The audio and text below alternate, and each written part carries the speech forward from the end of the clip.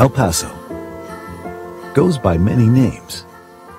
Sun City, 915. We are known for history, culture, food, and art.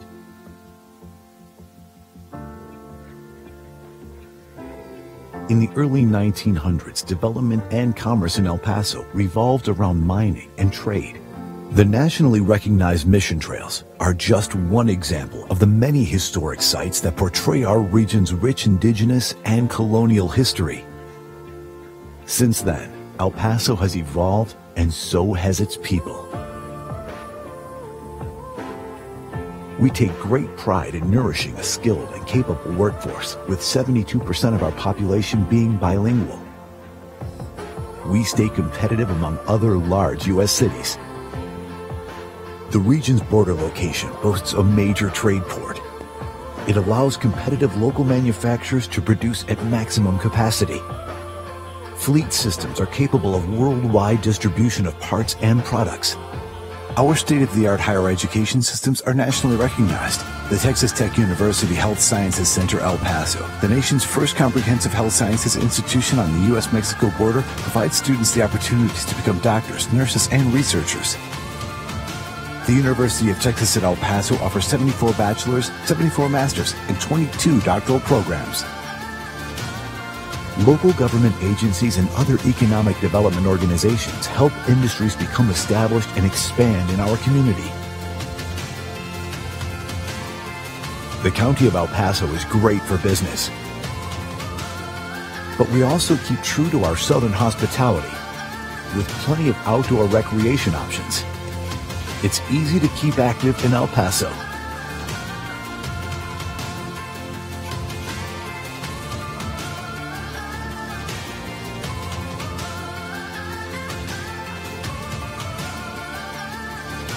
We are constantly looking for new industries interested in expansion. We want to offer our help and support in the process.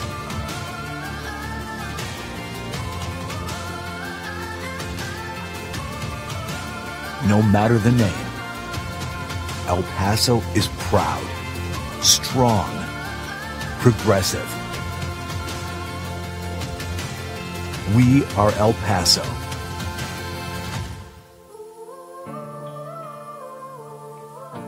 Come see what we can do together.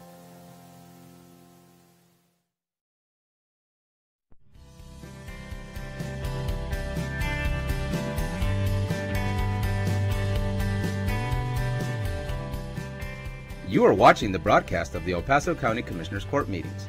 Commissioners Court meetings are held every Monday at 9:30 a.m. on the third floor of the El Paso County Courthouse, located at 500 East San Antonio in downtown El Paso. These meetings are open to the public. The meeting will start momentarily.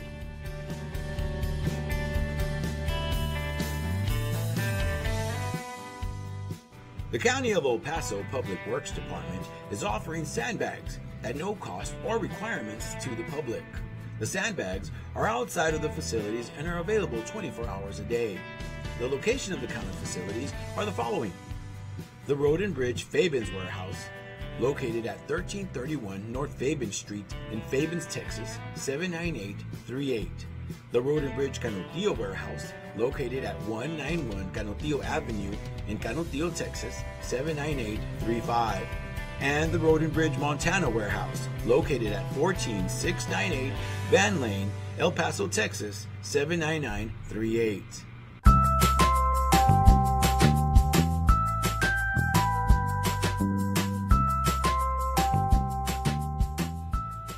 Don't wait in line, pay online.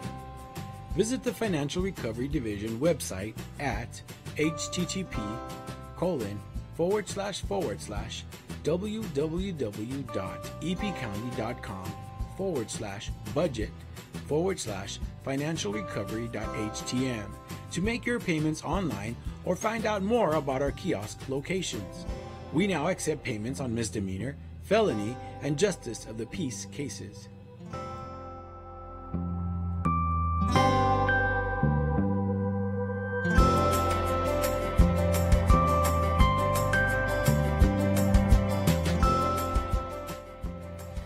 now watch Commissioners Court meetings on YouTube. Go to youtube.com and search for El Paso County Commissioners or El Paso County, Texas. Subscribe to our channels to see our latest videos.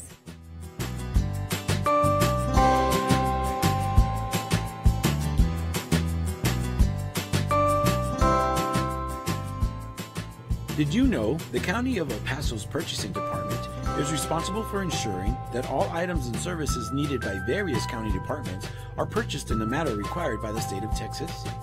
Whether through formal sealed bids or smaller dollar quotations, the county purchasing team is dedicated to finding the best contracting return on your taxpayer dollars.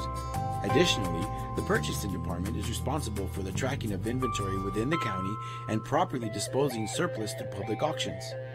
For questions about how to become a vendor and compete for county contracts, or to learn more about public auctions, please contact us at telephone number 915-546-2048.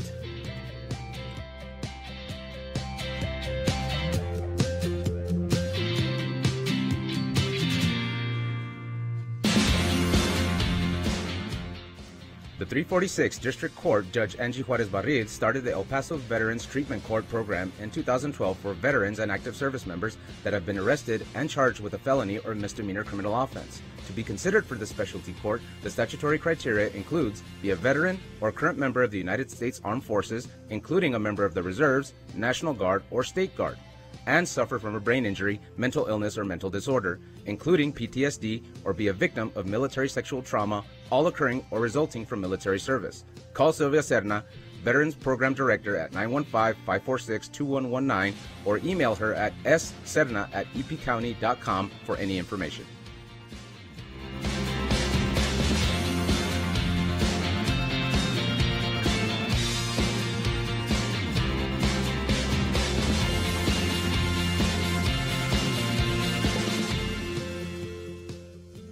Did you know that the County of El Paso's fixed asset control and inventory disposal is handled through the Purchasing Department? Throughout the course of each business year, the county holds live public auctions to dispose of aged equipment, vehicles, furniture, and other items that are no longer needed. To find out about upcoming auctions or to learn more about the county's inventory disposal process, contact the Purchasing Department at telephone number 915-546-2048.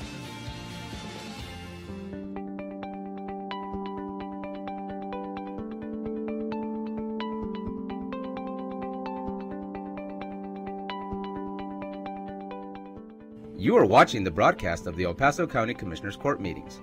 Commissioners Court meetings are held every Monday at 9:30 a.m. on the third floor of the El Paso County Courthouse, located at 500 East San Antonio in downtown El Paso. These meetings are open to the public. The meeting will start momentarily.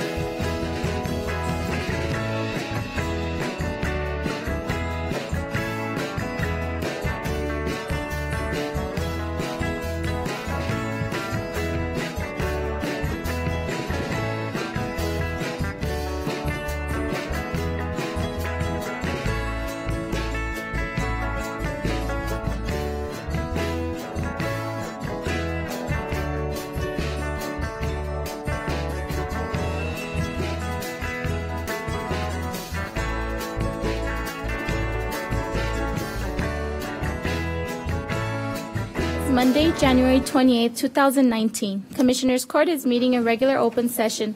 Would you please rise and join us for the Pledge of Allegiance? I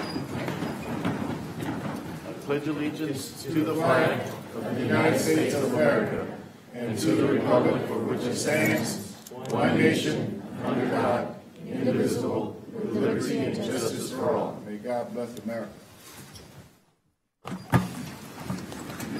Item number 3 is the consent agenda composed of items 3A through 3Q. At the request of Public Works, we request to postpone items 3H, 3I, 3J, and 3K for 1 week. Also, at the request of the County Administration, we would like to pull item 3Q for discussion. Are there any items that the members of the court or public would like to pull for individual discussion? Commissioners? Item E and item P, please. Confirming item E and P. That's correct.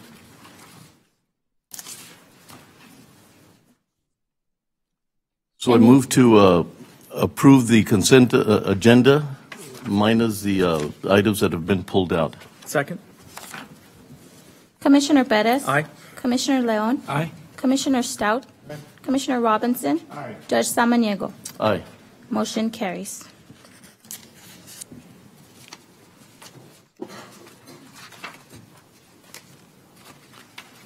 Well, good morning. Hope you guys had a great weekend, and what a nice crowd. Thank you for being here today. Always glad to see people involved in their community. So thank you so much for that. Item 4A, resolutions. Approve and adopt a resolution designating the month of January 2019 as National Mentoring Month in El Paso County, Texas. Good morning, Judge, Commissioners. It gives me a tremendous amount of pride. Yeah, come on over, Brian. I know you're here insofar as big brothers, big sisters. It does give me a tremendous amount of pride and honor to be able to read this into the resolution, into the books today. Whereas big brothers, big sisters, mentors help children build confidence, gain knowledge, and develop the strength of character to succeed inside and outside of the classroom. And whereas thousands of children in El Paso are considered at risk and would benefit from the stable and secure relationship of a mentor provided by big brothers, big sisters to enhance their success in childhood and increase pro-social characteristics and behaviors. And whereas a partnership between big brothers, big sisters of El Paso and El Paso County provides mentoring for El Paso children who are most in need of support and guidance from a caring, responsible adult. And whereas big brothers, big sisters mentors push our next generation to shape their ambitions, set a positive course, and achieve their boundless potential. And whereas big brothers, big sisters mentoring, in addition to preparing young people for school, work, and life, is also extremely rewarding for those serving as mentors. And whereas big brothers, big sisters mentors seek to ignite, inspire, and defend the potential of El Paso children. Now, therefore, be it resolved by the El Paso County Judge and Commissioners Court that January 2019 be known as National Mentoring Month. Signed this 28th day of January by the honorable members of Commissioners Court. Second. Commissioner Perez. Aye. Commissioner Leon. Aye. Commissioner Stout. Aye. Commissioner Robinson. Aye. Judge Samaniego. Aye. Motion carries. And Brian, thank you for being here. I understand you've been with the Big Brothers Big Sisters for about 7 years, so I congratulate you. Yeah, I've been on the board. They have been honored to be on their board, and I just have always felt that when all of us look back at our lives, we can think of that person that was a mentor to us. And if we can provide that for one individual, it's great. And the numbers that we do, we see changes in these young people's lives where they do have a mentor they can look forward to and look up to and have the conversations we all were lucky enough to have in our lives that helped us move forward. We will continue to make an impact in the lives of the children in this community because they mean that much to us. A caring individual, the impact that they make in a child's life is just impeccable. And so right now we still have kids that need mentors. So we do need platforms for to do presentations, and we still need mentors. Just keeping in mind that the children are our future, and if we can help them now, they will make an outstanding future. Thank you so much. And I thank you all for being here. And you're right, Brian, what you said, that there are instructors, there are people that relay facts, but there's very few mentors.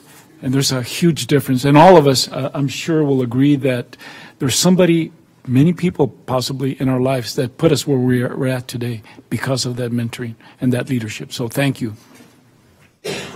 Thank you both.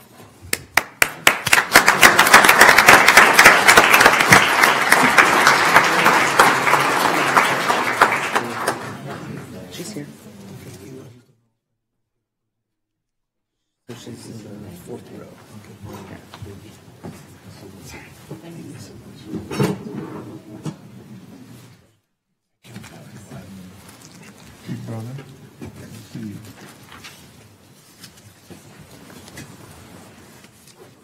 Item 4B, approve and adopt a resolution recognizing the life and work of Carlos Rosales in El Paso County, Texas.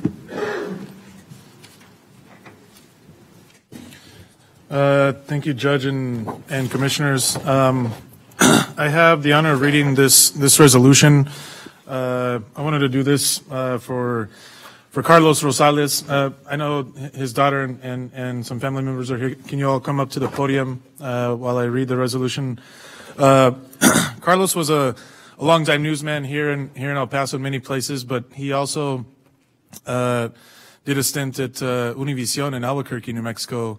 And he was my first boss in TV. Many of you know that I was a reporter in my past life, and he was the guy that hired me, that got me into the news business. And I feel that I probably would not be here in El Paso if I would not have met him and been hired by him in Albuquerque at Univision.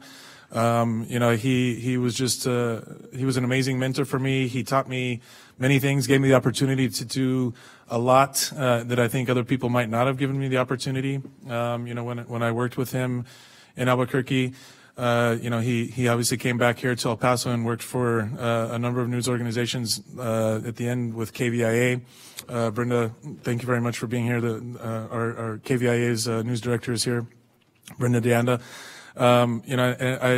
He I think touched so many people's lives, and I think had influence on so many reporters. I see Ms. Berry here and Ms. Julio Cesar as well, reporters that worked with him, and I'm sure cherished his mentorship and his guidance as well. We lost him in December of last year. I know that he was in the hospital for a while, and to me it was a shock, but he had great influence on a lot of people. And so I'm going to go ahead and read the resolution, and then if you'd like to say something, Carly, or any of you would like to say anything, then we'll hear from you. So, whereas Carlos Rosales played a major role in local news and broadcast journalism, informing residents across the region of our important events, places, and people on a daily occurrence. And whereas Mr. Rosales left his mark at El Paso television stations, including KVIA, KTSM, KDBC, where he supervised reporters and photographers and gathered information for newscasts. And whereas he included in his career work at El Paso Herald-Post, the El Paso Times, and the Houston Chronicle as a photojournalist, where he captured key moments of the important stories in the borderland. And whereas Mr. Rosales fearlessly covered conflicts in Central America during the early 90s, then moving on to cover the impact of drug war in Ciudad Juarez in the late 90s and 2000s until his last day at KVIA on August 21st in 2018. And whereas he was recognized with a DuPont Silver Baton Award from Columbia University 2007 Award for Excellence in Journalism, and a Peabody Award also in 2007 while working with WFAA in Dallas. And whereas during his more than 40 years as a newsman, he touched many lives and trained many colleagues who now work all over the United States. And whereas Carlos Rosales passed away on December 15, 2018, leaving behind his wonderful daughter, Carla, and mother Delia, along with a community indebted to him for his strong work ethic to cover community news and put a human face on it. And now, therefore, be it resolved by El Paso County Judge and Commissioners Court that the County of El Paso recognize the life and work of Carlos Rosales, a person who strived to highlight the unsung heroes and people whose stories had yet to be told. Signed this 28th day of January 2019, the Honorable County Commissioners Court. Second. Commissioner Perez? Aye. Commissioner Leon? Aye. Commissioner Stout? Aye. Commissioner Robinson? Aye. Judge Samaniego? Aye. Motion carries. Would you like to say something? Yes. Sure. Thank you so much. This is a great honor for me. I know that my dad would be so extremely happy. He was very proud of being from El Paso, and he always wanted to get news there and help people. That was the main reason why he was still in the media world. So I thank you so much for this recognition. It means the world for me in my dad's name, my grandmother's, myself, and my family. I thank you all for doing this recognition. It means the world to us. Thank you so much. Would anybody else like to say anything? We appreciate very much this recognition on behalf of Carlos, and he truly left his life in newsrooms throughout El Paso and other places in the Southwest, and very few people have the opportunity to give their lives to something they believe in, and he did that night and day, and he passed on a tremendous work ethic and many lessons to all of us. So, thank you for doing this.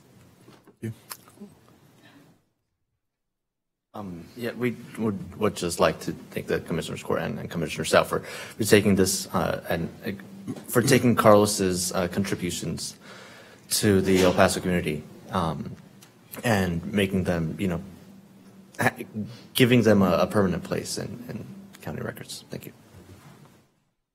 Thank you all so much for being here. Well, our sincere condolences to the family, but what an opportunity to honor such a great man. And we thank you for being here, and he will be missed, and a lot of people cared a lot about him, so congratulations to your family and to everything that he's done throughout his life. Thank you very much.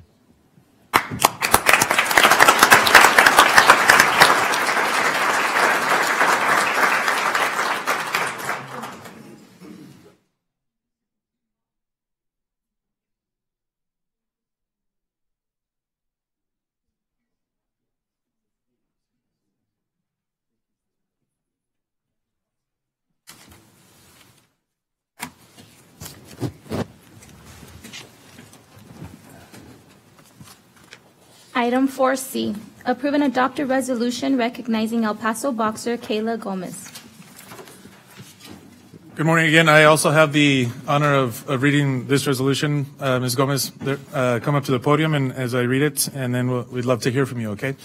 Whereas Kayla Gomez has fought her way to numerous boxing victories, overcoming challenges each day to represent herself, her family, and her community. And whereas at 15 years old, Gomez has trained diligently to win multiple events, including being named one of 6 Under Armour Boxers of the Year in 2018, a major part of her 10 national championships. And whereas Kayla has also been named the Junior Female Boxer of the Year by the USA Boxing, having won all 4 national tournaments in 2018, including earning a place in the Junior High Performance Squad for 2 years in a row. And whereas in addition to competing in the U.S. national team, she maintains her dream of training and competing in the Olympics before becoming a professional boxer. And whereas through blood, sweat, and tears, Kayla trains with her mother, Chris Laceves, also a boxing veteran, bringing the mother-daughter duo closer together. And now, therefore, be it resolved by El Paso County Judge and Commissioners Court that the County of El Paso recognize Kayla Gomez for her spirit of dedication in boxing and for representing El Paso County nationally and globally. Signed this 28th day of January 2019, the County Commissioners Court. Second. Commissioner Perez? Aye. Commissioner Leon? Aye. Commissioner Stout? Aye. Commissioner Robinson? Aye. And Judge Samaniego? Aye. Motion carries. Thank you for being here. Thank you. I would like to say that I am so thankful and honored to receive this award on behalf of what I do as a boxer. It is very meaningful to me and motivating to keep striving for success and keep making El Paso proud. Kayla, 15 or 30? I'm not sure. That is amazing. You know, El Paso is so much known for boxing and the history. We have an incredible boxing history here in El Paso. And so thank you for sort of bringing it back to where it should be, and you've done an amazing job. We're very, very proud that you're making our city. She's going to be competing in September, October in Bulgaria for World. Oh, my goodness. She's in Team USA. Wow. So keep that nice demeanor when you're out of the boxing ring. But when you're in there, bring it back, okay? Thank you very much. Very nice of you to be here with us. Thank you.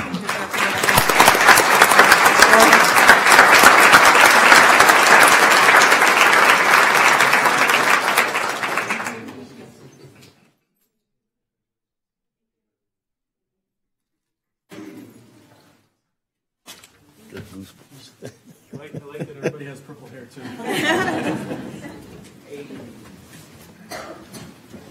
Item number 5, public comment.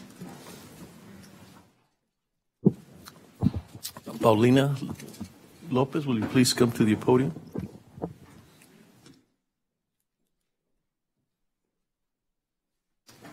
Good morning, County Judge, Commissioners. Very happy to be here.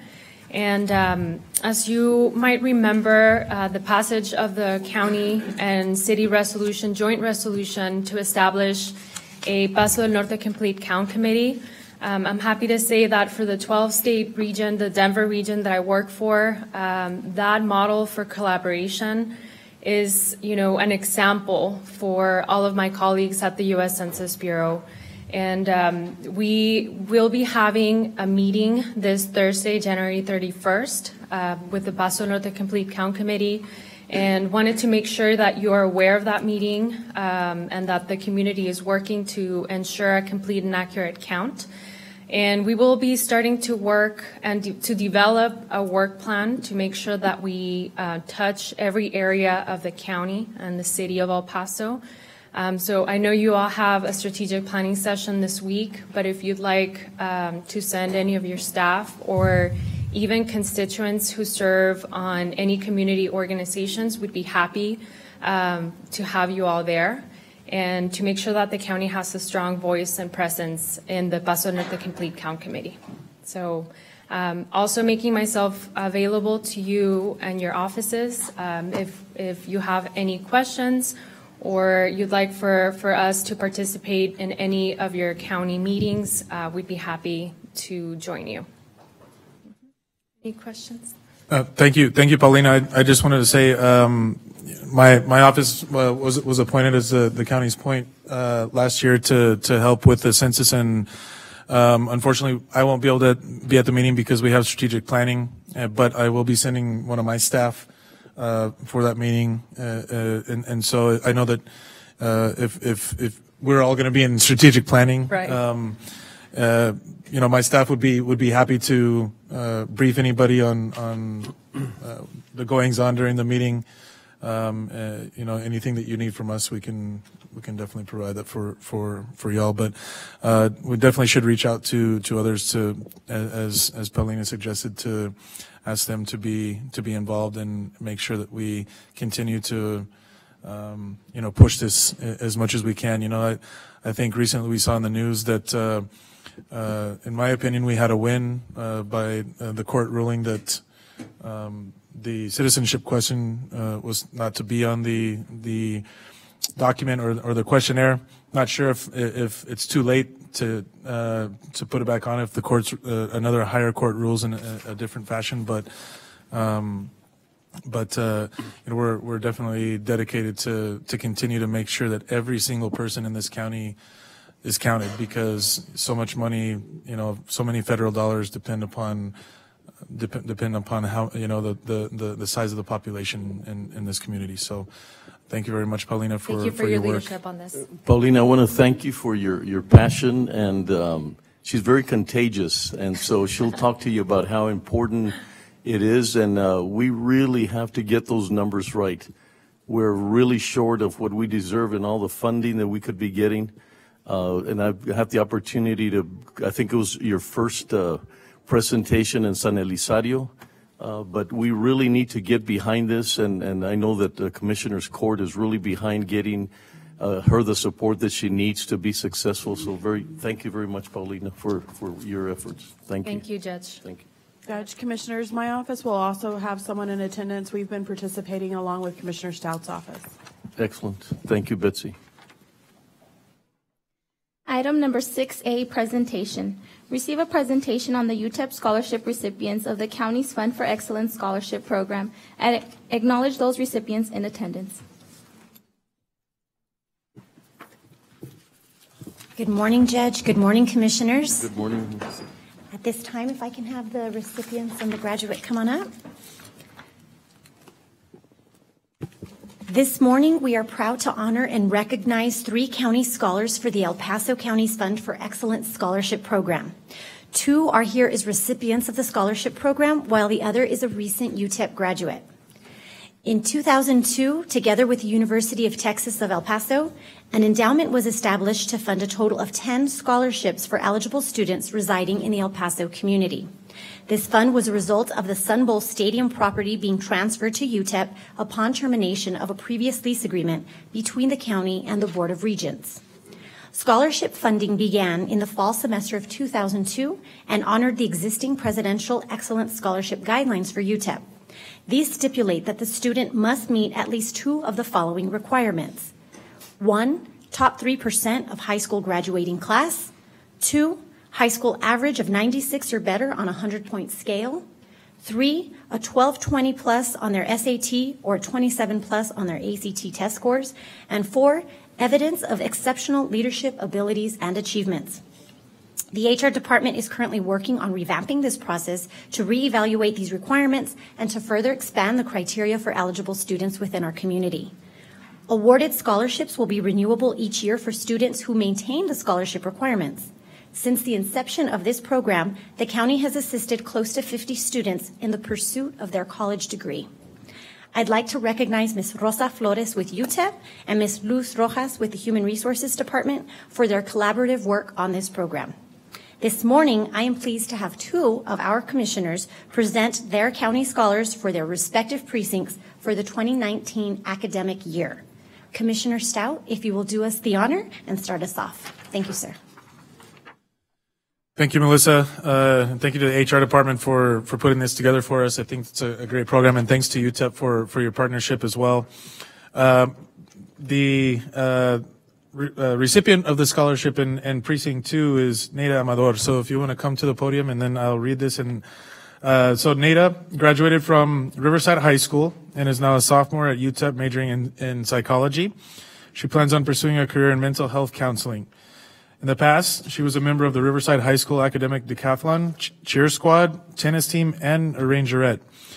She is currently involved in tutoring high school students and a youth leader with Ella Teen Helping Children. During her free time, she enjoys reading, learning new skills, and practicing yoga. So thank you very much for being here, and congratulations on being a recipient of the scholarship, Nita. Thank you for allowing me to pursue my education and my future career. Thank you. Appreciate that very much. Thank you. Melissa, you want to introduce? Leon, if you'd like to go. Thank Yes, you. sir. I was waiting for the big sign here. And a little history on these scholarships. These are 4-year scholarships that pay everything for the student from the freshman year all the way through their senior years. And this is because of the county actually used to own the Sun Bowl, and that I think this was one of our best selling jobs that we did. I think we sold it for $1. And that part of the deal was that each precinct was awarded some scholarships that we were able to turn around and award them to some of our students that are here today. And every penny of that Sun Bowl is worth to what I see here in front of me. Your futures are bright. You're on the right track. And we have 2 out of Precinct 1. One, I have a small bio, and on Miguel I didn't get it, but I do have some information on you. I would like to congratulate one of our county scholars, Lorena Mejorado, who graduated from UTEP in May of 2018 with a bachelor's degree in biological sciences. with a concentration in biomedical science. She graduated from Eastwood High School, where she had over 50 hours of community service, several civic engagements, participated in 7 school programs, and received 5 awards.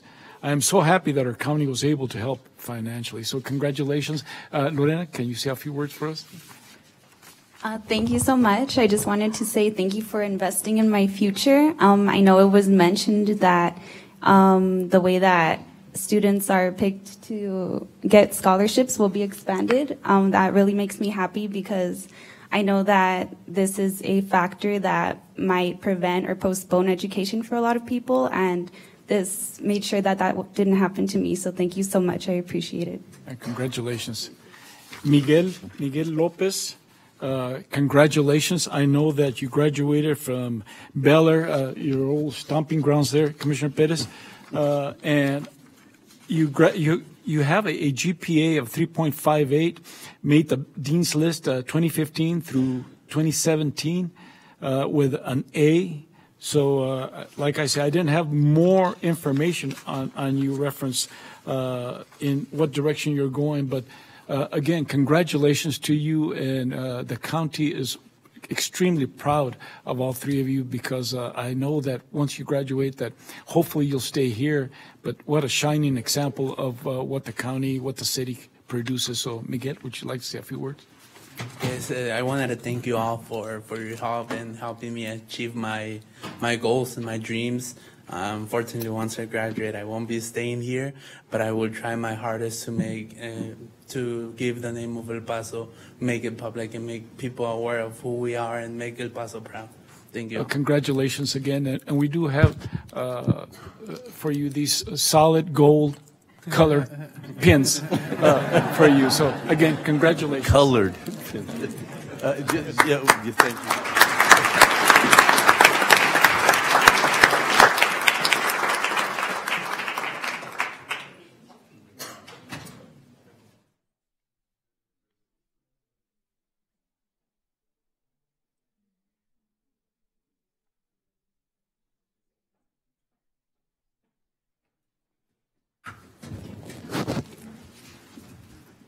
Oh, Melissa, I've got their certificates, if you don't mind just. Oh, yes, sir.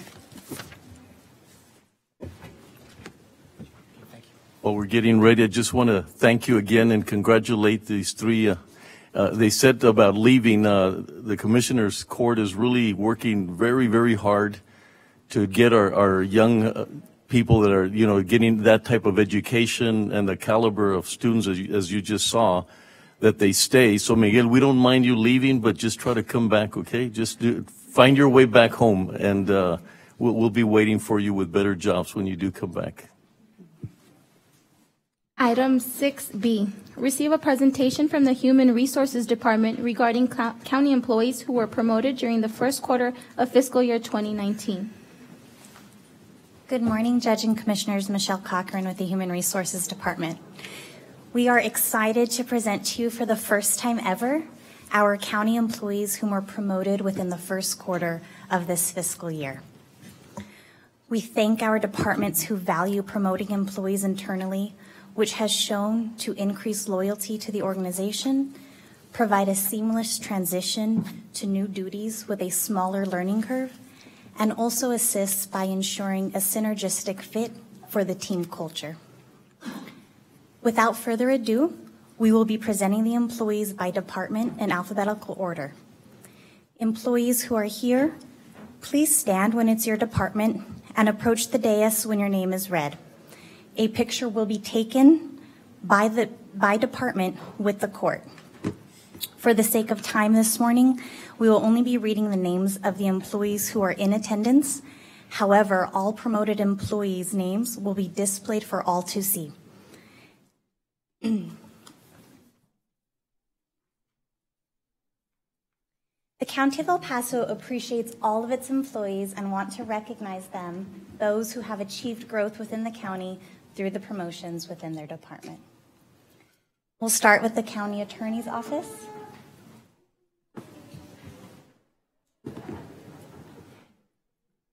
Maria Contreras, paralegal. You want to go ahead and shake the Commissioner's hand?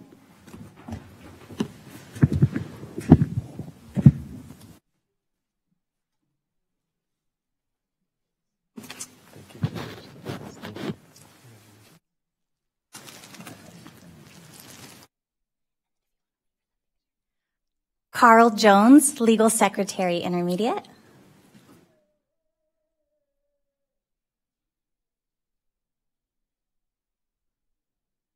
And Kevin McCrary, Principal Attorney.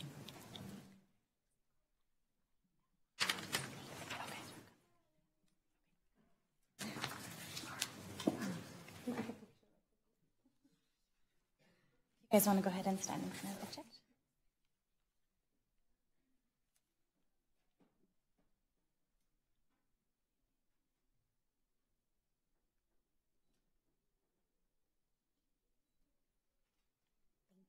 Thank you all.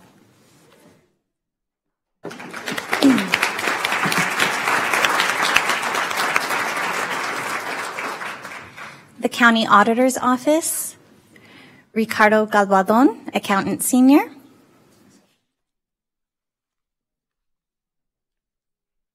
And Edwin Morales, Accountant Senior.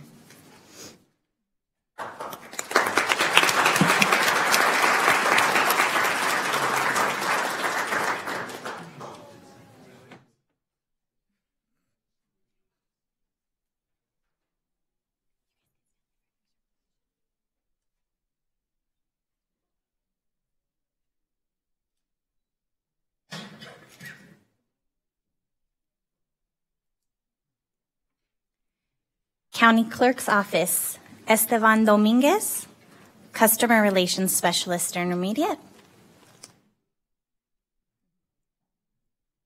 Nathan Friday, Customer Relations Specialist Senior. And Cassandra Magana, Customer Relations Specialist Senior.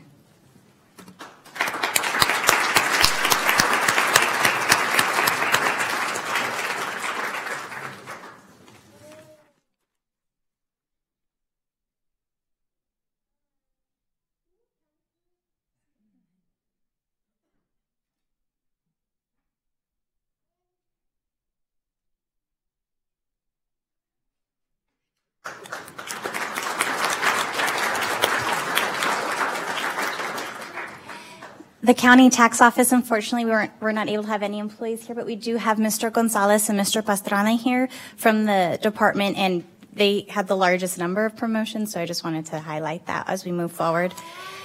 The District Attorney's Office, we have Rayana Conchola, Legal Secretary Senior, and Amanda Piñon, Legal Secretary, here this morning.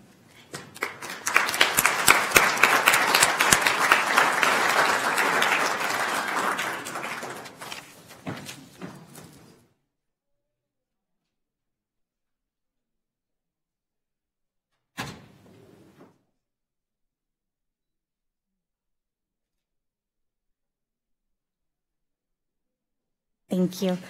District Clerk's Office. Jasmine Gonzalez, Administrative Specialist Senior. Martha Ortega, Court Clerk. And Beatriz Quiñones, Court Clerk Senior.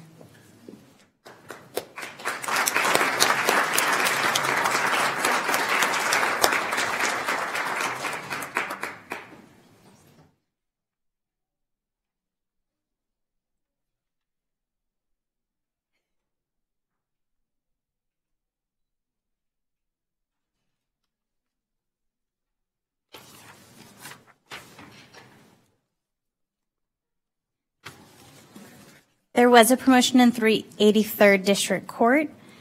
Next, we have the Domestic Relations Office. We have Mireya Cepeda, Clinical Services Manager, and Gloria Orozco, Administrative Specialist Intermediate.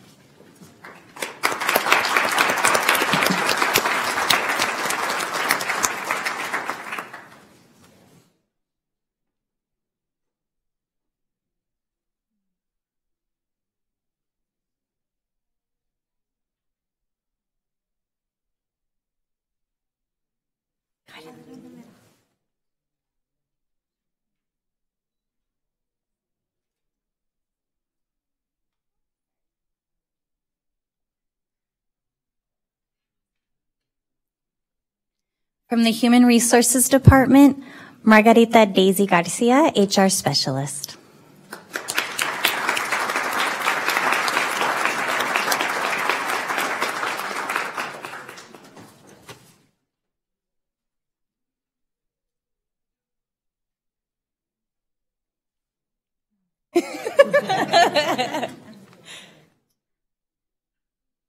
Thank you.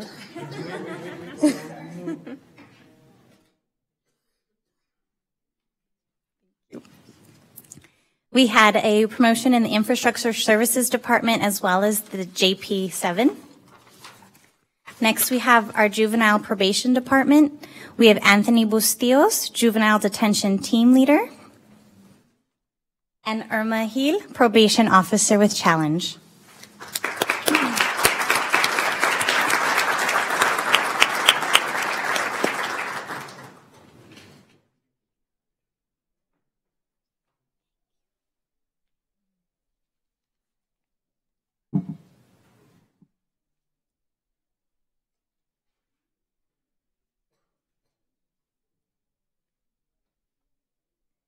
Y'all could get in the center for a picture real quick.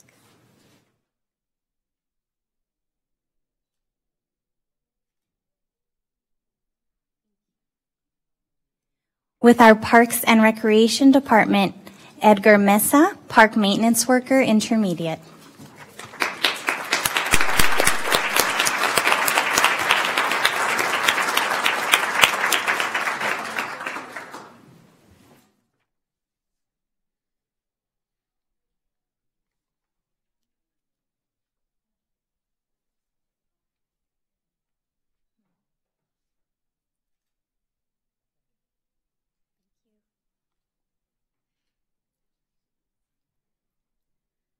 From our Public Defender's Office, Brian Livingston, Senior Trial Attorney.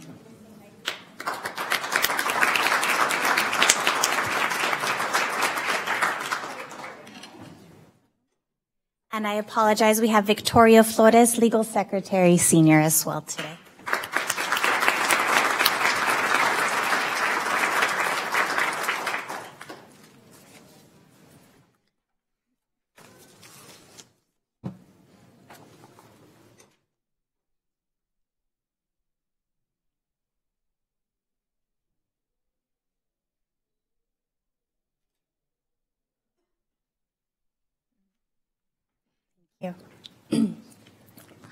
And finally, we had 2 promotions within the Sheriff's Office as well this quarter. I just want to add, when we were planning this presentation, we looked at the promotions for the last fiscal year. And for fiscal year 18, it was around 80 total for the year, so we decided to divide it up by quarter in order to have manageable presentations to you all. However, we're happy to report when we ran the first quarter report for fiscal year 19, we had 44 promotions within the quarter. So that's fantastic for the county and retention as a whole here. So thank you to all of the departments who promoted internally. Thank you to commissioners for honoring these employees, and the pictures will be available on the internet after this.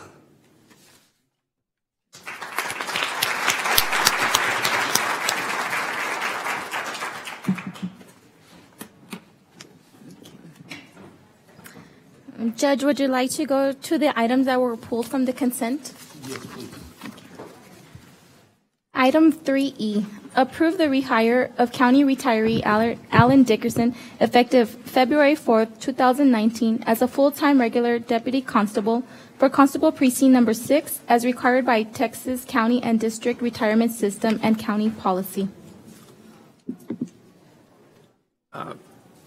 Thank you, Melissa. Hey, thanks a lot for the improved backup, or Michelle, thank you for the improved backup. It provides us with a lot more information about each of these hires.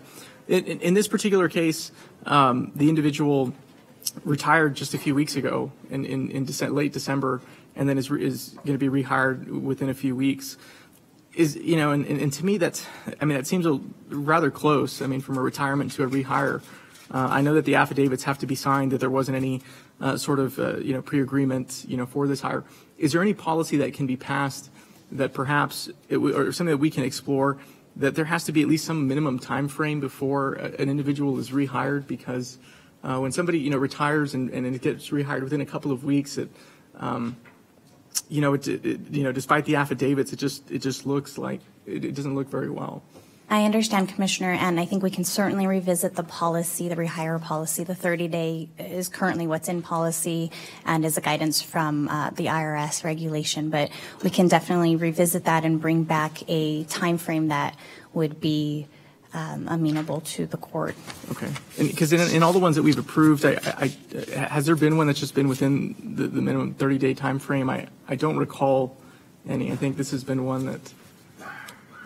I'd have to look to be certain, Commissioner, but... Okay. And that's just why this one stood out a little bit and why I pulled the item. But perhaps that's something we can discuss a little bit further, about the possibility of looking at a policy for something like that. Absolutely. We'll definitely take that back and bring something back to you within the next few weeks, Commissioner. Okay. I'll move to approve. Thank you. Second. Commissioner Perez? Aye. Commissioner Leon? Aye. Commissioner Stout? Commissioner Robinson? Judge Samaniego? Motion carries. Item 3P, accept the quarterly report from the Chief Administrator's Office. Thanks again. Thank you, Judge and Commissioners. On this item, since it is a public document and it was made available to us, there were small lawsuits that were initiated without any sort of authorization, either from the Commissioner's Court or from the Chief Administrator. And it does talk about they're working on working and establishing new procedures to make sure this doesn't happen again. But I just wanted to see what it is that's being done. I mean, it's even though these are minor lawsuits. I mean, it's the delegation of authority and the having either the approval of the Commissioner's Court or having this specifically authorized to the Chief Administrator is important. And so it's important that we follow these procedures. And just want to see what is being done to make sure that doesn't happen again. Judge and Commissioners, in this particular quarter, this was the first time we added these to the authority and to the reporting process. So when we reached out to the county attorney's office, I knew I hadn't signed off on any. When we reached out to just verify, that's actually what I believe when Jed realized that we had failed to implement the steps. And so we discussed what the steps would be going forward. And I'll let Jed explain where we're at on that. No, absolutely. Good morning, Judge, Commissioners. Jed Unterrecker, Assistant County Attorney. This issue involves the recovering of funds owed to the county for transportation costs that the county pays to bring detainees back here to El Paso County. There was just simply a misunderstanding as to exactly what the procedures were with handling these cases in the past, and whether or not we had to get the county administrator's permission to file and to settle, or just to settle. We're now absolutely clear that it involves both. So I'm handling these cases, and everyone in my unit is aware that we need to go to her first for all these cases, and these involve cases that are less than $500 or $5,000 that's owed to the county. So before anything gets filed, it's now written in our procedures that it has to get the okay from her and her sign off, and then at that point, we then move into the next steps of filing the lawsuit. And then my office creates a log of all of those that I've authorized, so that we can true up every quarter with the county attorney's office. Right. Because typically all lawsuits either require the authorization of Commissioner's Court to proceed, correct? And in this case, this is something that we did delegate to the Chief Administrator. But okay, I appreciate you all at least flagging this and letting us know, and hopefully moving forward. And I should no cases have been settled without authority or without approval from Betsy or Commissioner's Court. It was just the filing of these cases. I see. Okay. Thank you very much. With that, move to approve. Commissioner Perez? Aye. Commissioner Leon? Aye. Commissioner Stout? Commissioner Robinson? Aye. Judge Samaniego? Aye. Motion carries. Item 3Q, accept a quarterly report from the El Paso County Housing Authority.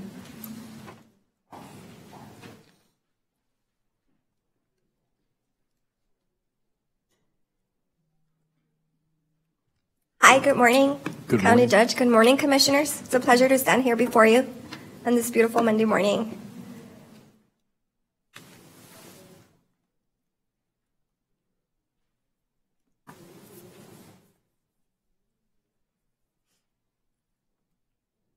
I'm just going to go over some of the accomplishments that the Housing Authority has had, the El Paso County Housing Authority has had within this last year. Some of this information many of you have seen throughout our previous quarterly reports, but since we have County Judge here before us, I want to ensure that you have an update of what we've done. And so in January, we did a partnership with the Texas Workforce Commission Borderplex. And due to this partnership, we have regular educational presentations at our facilities to include job placement resources. We have a virtual kiosk on site that is not only available to our residents, but it's also available to the community, and on-site training to include resume building and other things. The benefit to this partnership is that our community does not have to drive out 25 minutes to the Lower Valley, North Loop, or Horizon office. During the month of March, we were awarded 10 HUD vouchers, and there's a process that happens before this. And I am happy to announce that on September 14th, we received an additional 10 HUD vouchers awarded, and these are vouchers for the veterans. During the month of April, we had our Housing Choice Voucher waitlist open, and we received a total of 136 applications. This is also known as Section 8. During the month of May, with the collaboration of many community partners, we were able to fundraise funds to put together the first playground for our apartment complex located at the Solis. As you all could see, the kids are really enjoying that. During the month of May, we launched our FSS event, we had our FSS launch event, and we had wonderful speakers like Commissioner Vince Perez and Ms. Solis.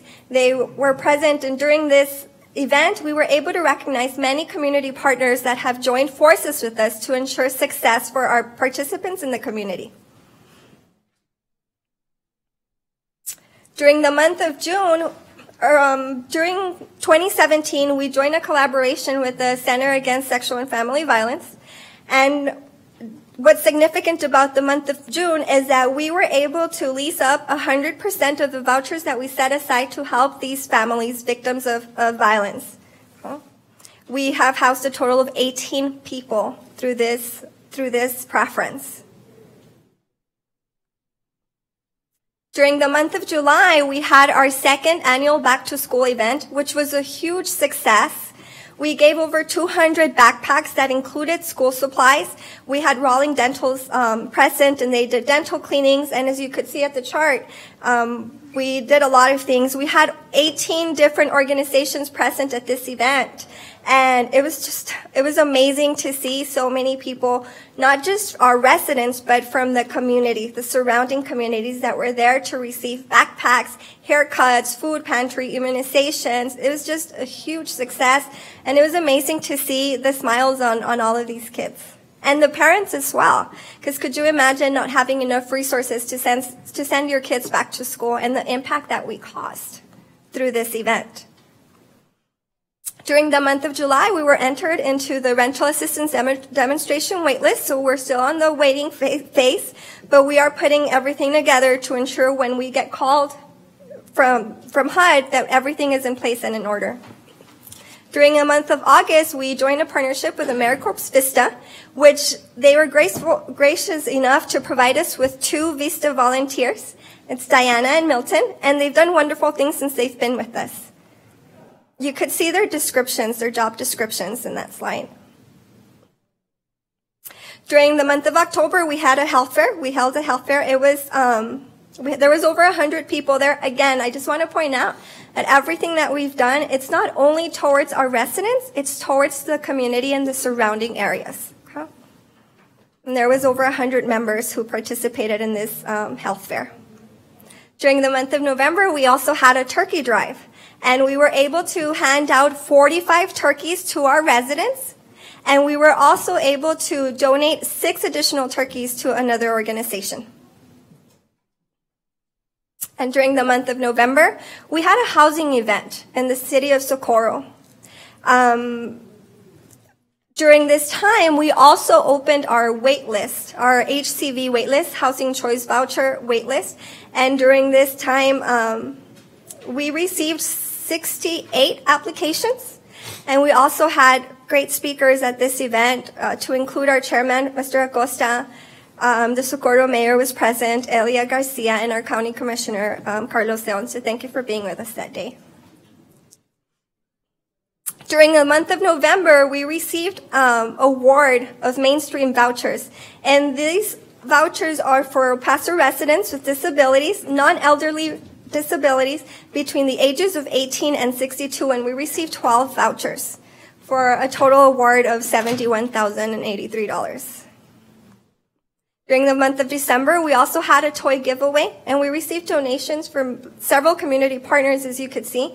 We were able to hand over 100 new toys and 100 candy bags to the kids that reside in our complexes. It was between the ages of 3 and 11. And it was really neat to see, because some of the kids, as soon as they walked out the door, they opened their presents immediately. But some of the other kids were instructed by their parents to wait till Christmas to open their gift. And during this month of January, we had a car safety class. We worked with UMC, and they provided a training and a class. And after that class, they had to take a small test to ensure that they were properly installing the car seats, and they were properly strapping their children to their car seats. After that was completed, then they went ahead and they had certified technicians install new car seats, and it was a total of 30 car seats that were given away and installed. And more recently, we have a partnership with Centro San Vicente. February of last year, we provided a letter of support for the Cancer Prevention and Research Institute of Texas CPRIT grant, and they were awarded. And we are going to provide a testing site at our Fabens office, in which they will be providing multiple preventive tests to include hepatitis C, HCV, and other things. And I have Ms. Bass with us today, who will be providing more information on that. What are we currently working on? We're currently working on putting together our corporation, on continuing to create partnerships with many community organizations to help fight homelessness, to bring resources to the community of Fabens and the surrounding communities, such as San Elizario and Tornillo. And we are continuing to stride forward to provide excellent service to everybody that is affected by the El Paso County Housing Authority. And I'm proud to be a part of this. I'm very happy to be a part of this organization. I've seen amazing things within these last 2 years that I have been there. From where we started to where we are now, it's just amazing and it's wonderful. And it's all because of you, because it was you who appointed an amazing board that is committed, dedicated, and passionate. And without that, we wouldn't be where we are now. And so for that, I thank you. And then I'm going to allow Ms. Bass to. Good morning, Judge. Good morning, Commissioners. I'm Dr. Cristina Paz. I'm a nurse practitioner and the CEO for Centro San Vicente. Centro San Vicente is a federally qualified healthcare center and a primary medical home to close to 17,000 patients, unduplicated for 2018.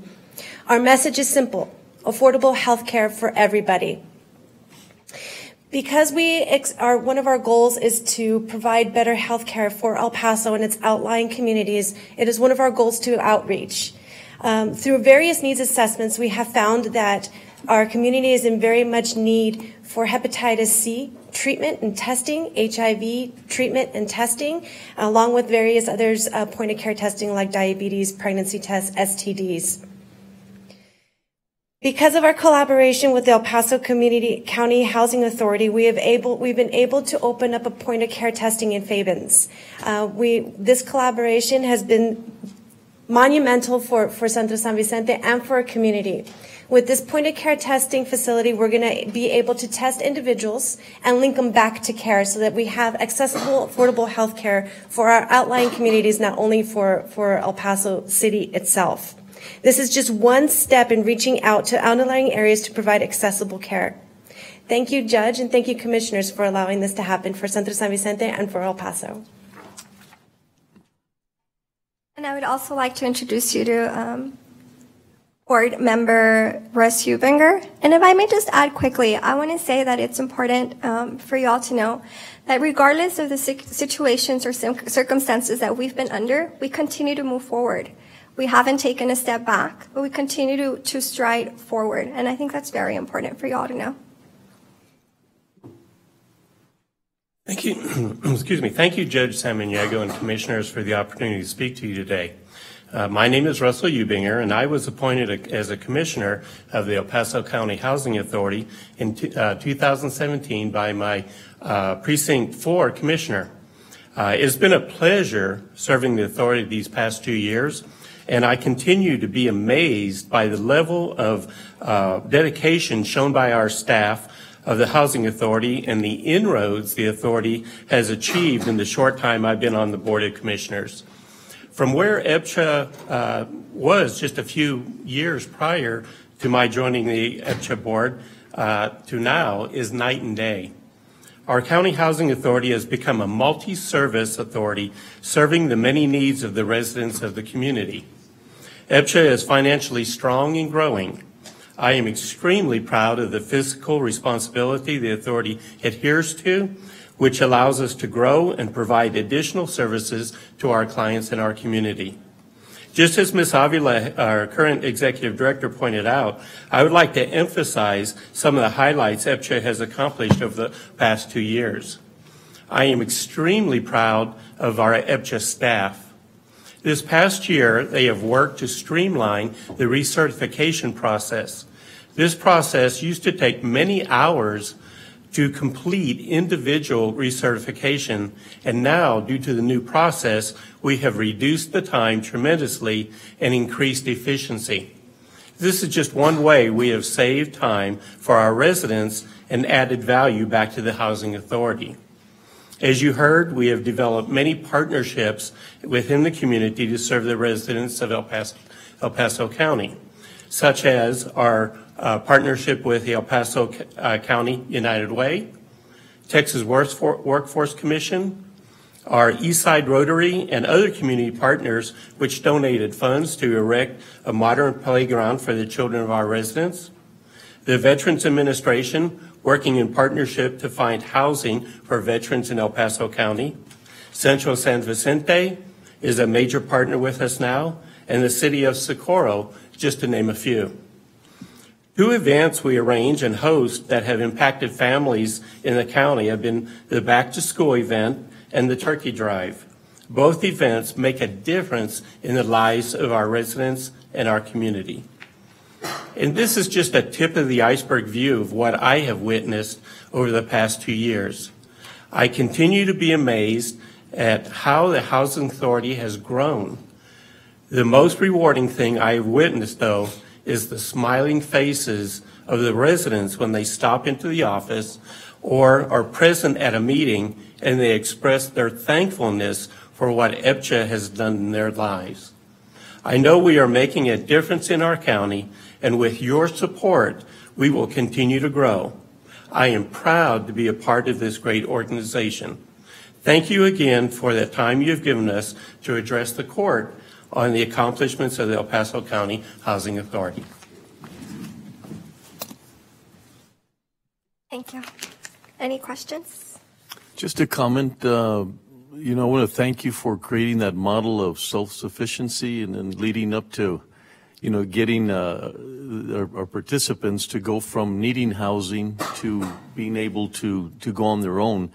But I think you've recognized that you're creating such a model that I think should be recognized as how, all the things that people need before they get to self-sufficiency.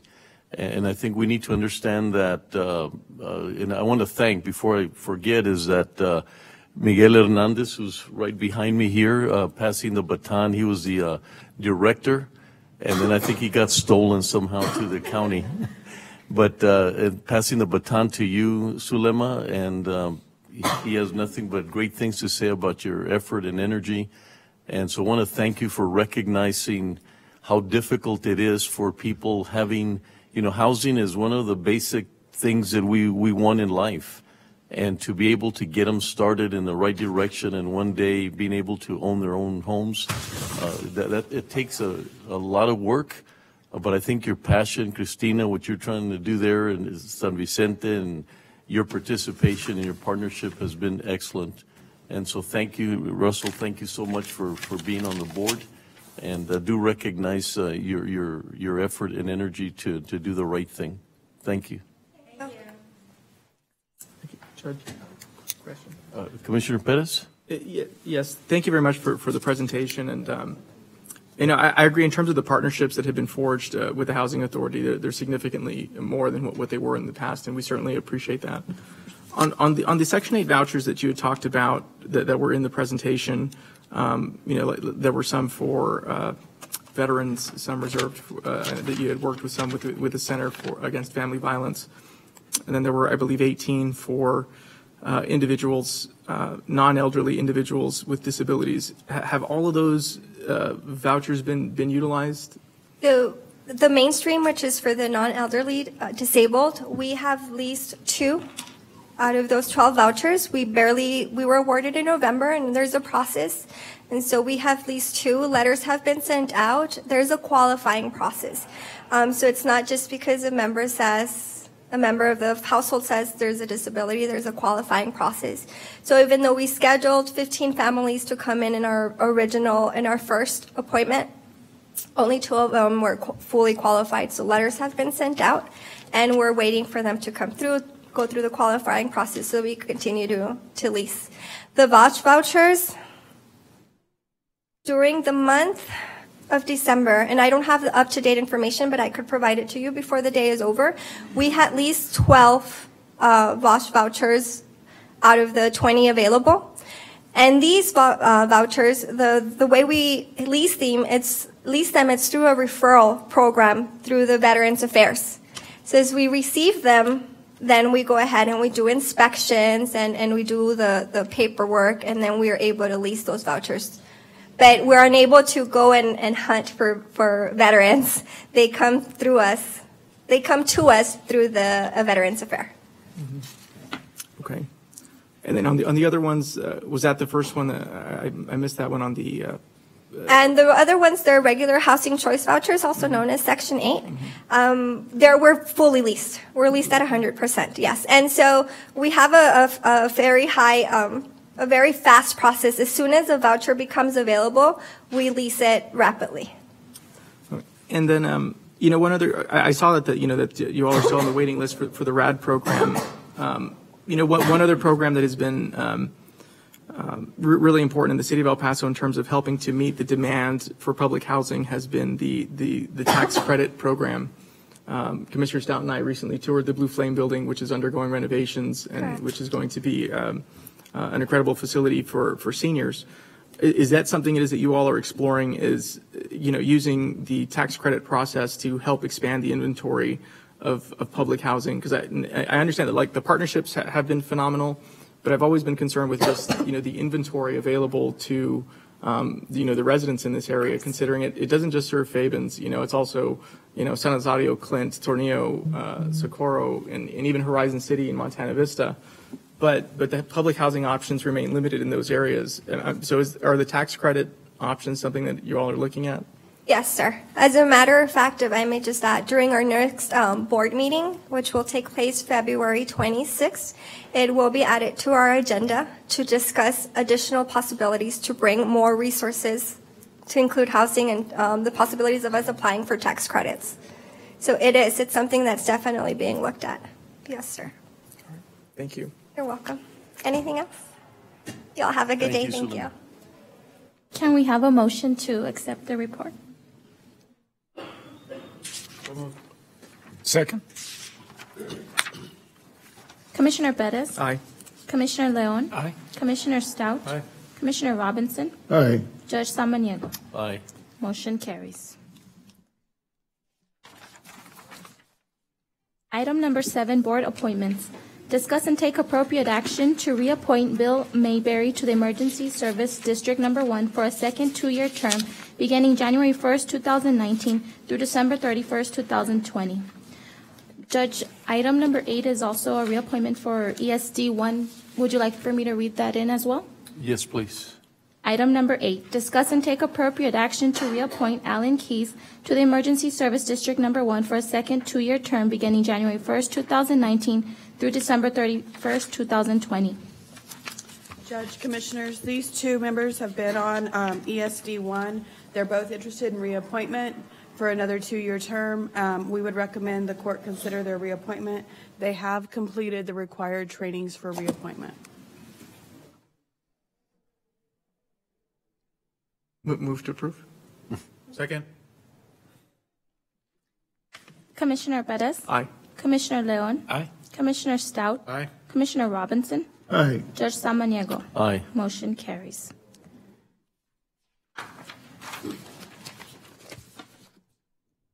Also, Judge 9 and 10 are both for ESD 2 reappointments.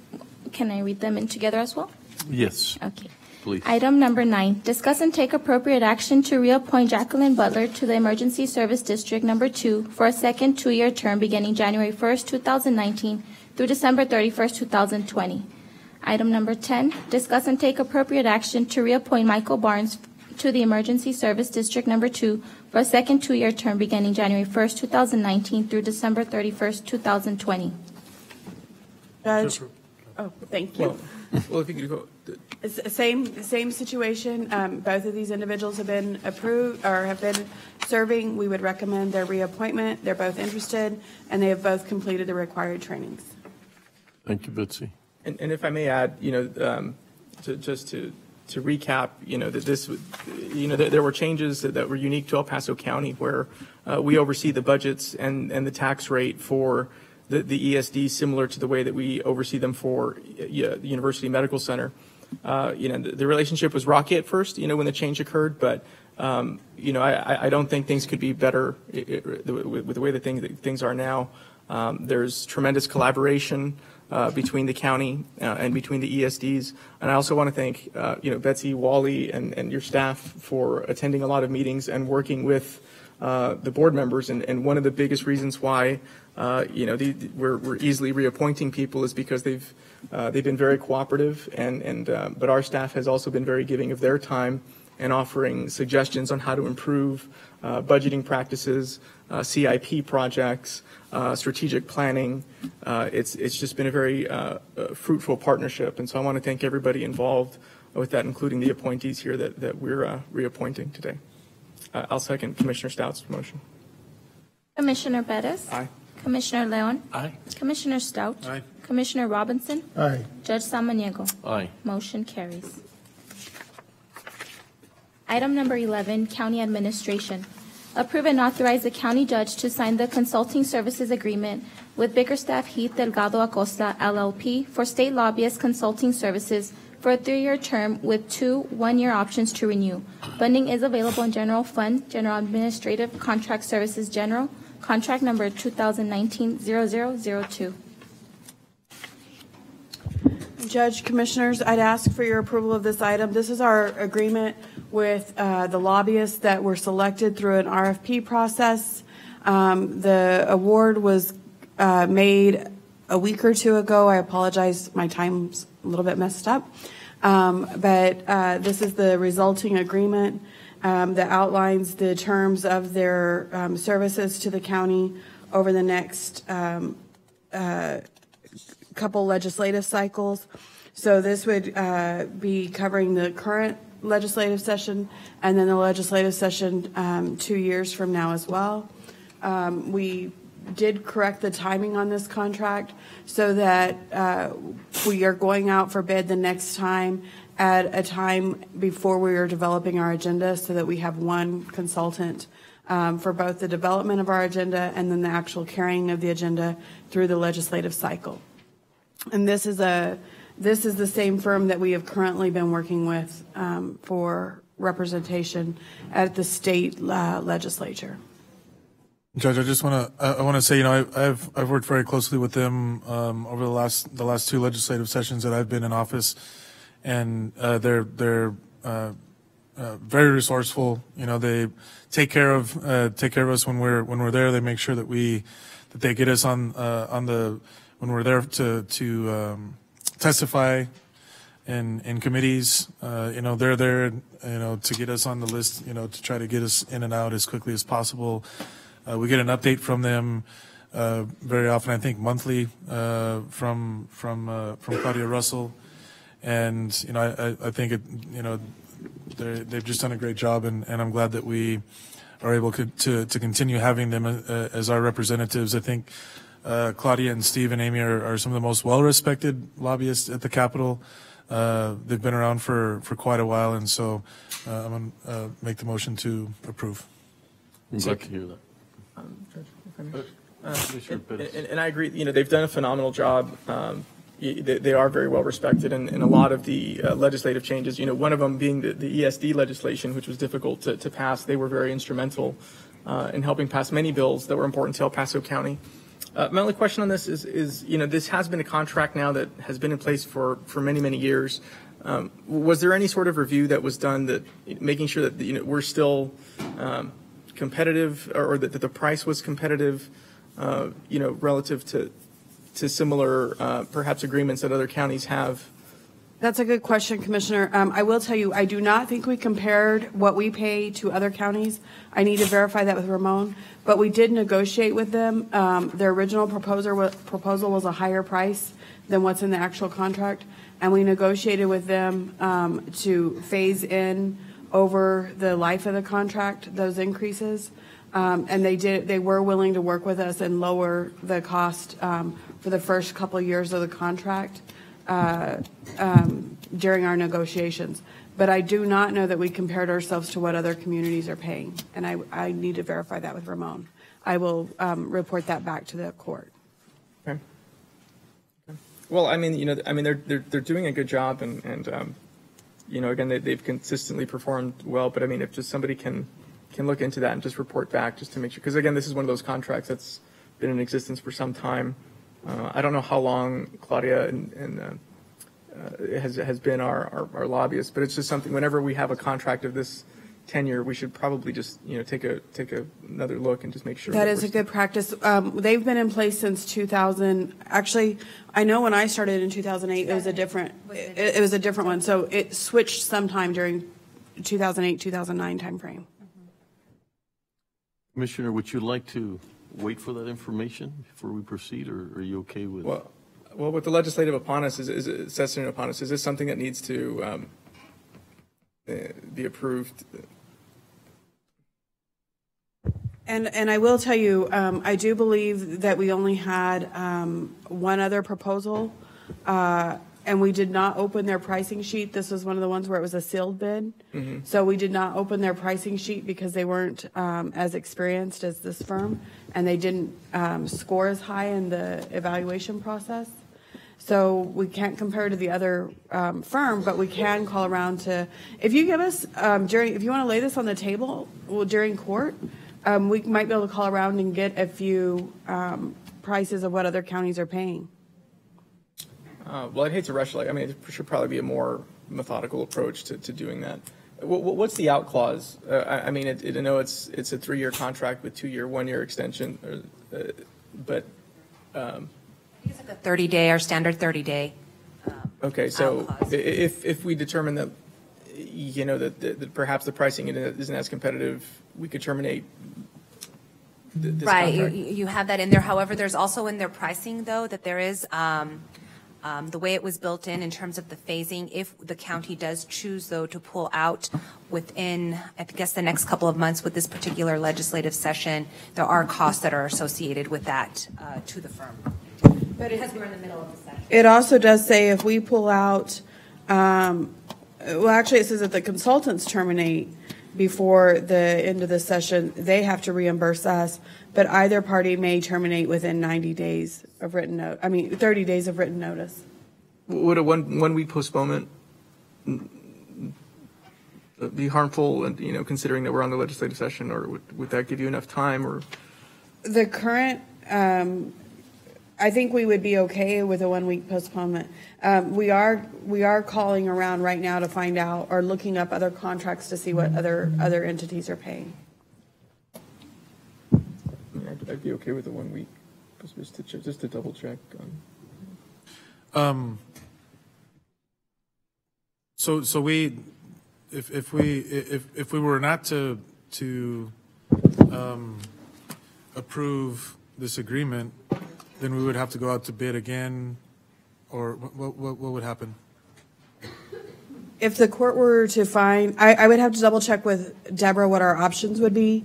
If the court were to find that this was out of the price range that it thinks is reasonable, I'd have to find out what our options are as far as purchasing, whether we'd have to start back over or go to the next bid. Deborah Crejo, County Purchasing Agent. This was actually done as a request for qualification, so it's a professional services. And because this county follows the strictest of that process, pricing was only opened and reviewed for the top scoring vendor. That being the case, yes, what Betsy's planning on doing and calling around and finding out how this compares to other contracts. I would also raise one caveat that we also make sure that if we're looking at other people's pricing, their pricing also includes the same things we would be getting. We may have asked for more or less in our specifications, depending. Other than that, if the court decides not to enter into this contract, we would just start the request for proposal. The request for qualifications process again. However, there is a possibility, and I'd have to check, that you could close down and go to the next, but that's only if negotiations broke down, and negotiations did not break down. This was the pricing that was finalized for them. I may not have explained that well. Let's say the county and that firm could not come to an agreement. There might have been the option to go to the second scoring firm, but generally that's only done if the qualifications were the issue or if the pricing was extremely outside of the scale. I think that I think that we should move forward. I mean, I don't know that. I mean, for my own purposes, that waiting a week and is really gonna change things. I mean, they're already the session's already going, and we're already working with them. Have been working with them over the last number of months to create our legislative agenda. And I don't know, is it you're worried that we're paying too much or we're paying too little? Well, since this is a whole new 5-year contract, I think we should always just kind of review that. And it's something I've brought up with a purchasing agent that, whenever we enter into these types of contracts, making sure that we are getting competitive pricing. Definitely. Is important. If this was one of the 1-year extensions, I wouldn't have as much of an issue with it. But since this is the bigger 5-year, if a week doesn't do anything, but I just want to see, I don't know if a week would give staff enough time to do that. I don't want to throw a lot at you at 1 week, but it's just, just something I think that should be, kind of routine as we, negotiate these we can definitely, and I would still, if the court, either way, either give us a week or if you want to lay this on the table and see how many we can verify and compare during Commissioner's Court today from some of the major counties to pull their contracts and compare what they're paying and what they're getting, we could do that. And then, of course, if we don't have them by the end of the court, you could postpone for a week. Commissioner Leon? Betsy, while I agree 100% with Commissioner Perez, I think this is something that we need to know. But at the same time, I think worst case scenario, we come back and it's a horrible contract. It's too much. I don't see us pulling out in the middle of this session. But that knowing their leadership, I'm sure they'll come back to the table and align it so it matches other entities insofar as their billing structure. So I think that the week really wouldn't do us any good. I think we go with this firm, but at the same time do find out what those price issues are, knowing that their leadership would come back to the table if it's really lopsided. And just to clarify, Christina Sanchez, Assistant County Attorney, the contract is for a initial 2-year term. And so the reason for that, it was to build in the legislative year, so from January 1st, and then, of course, the off session after that. So it's for that 2-year period. And then the court does have 2 options to renew for the additional 1-year periods. But it's after that 2-year term and then the 30-day out clause. Judge.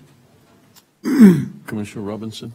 Thank you. Does the contract have to be for 5 years?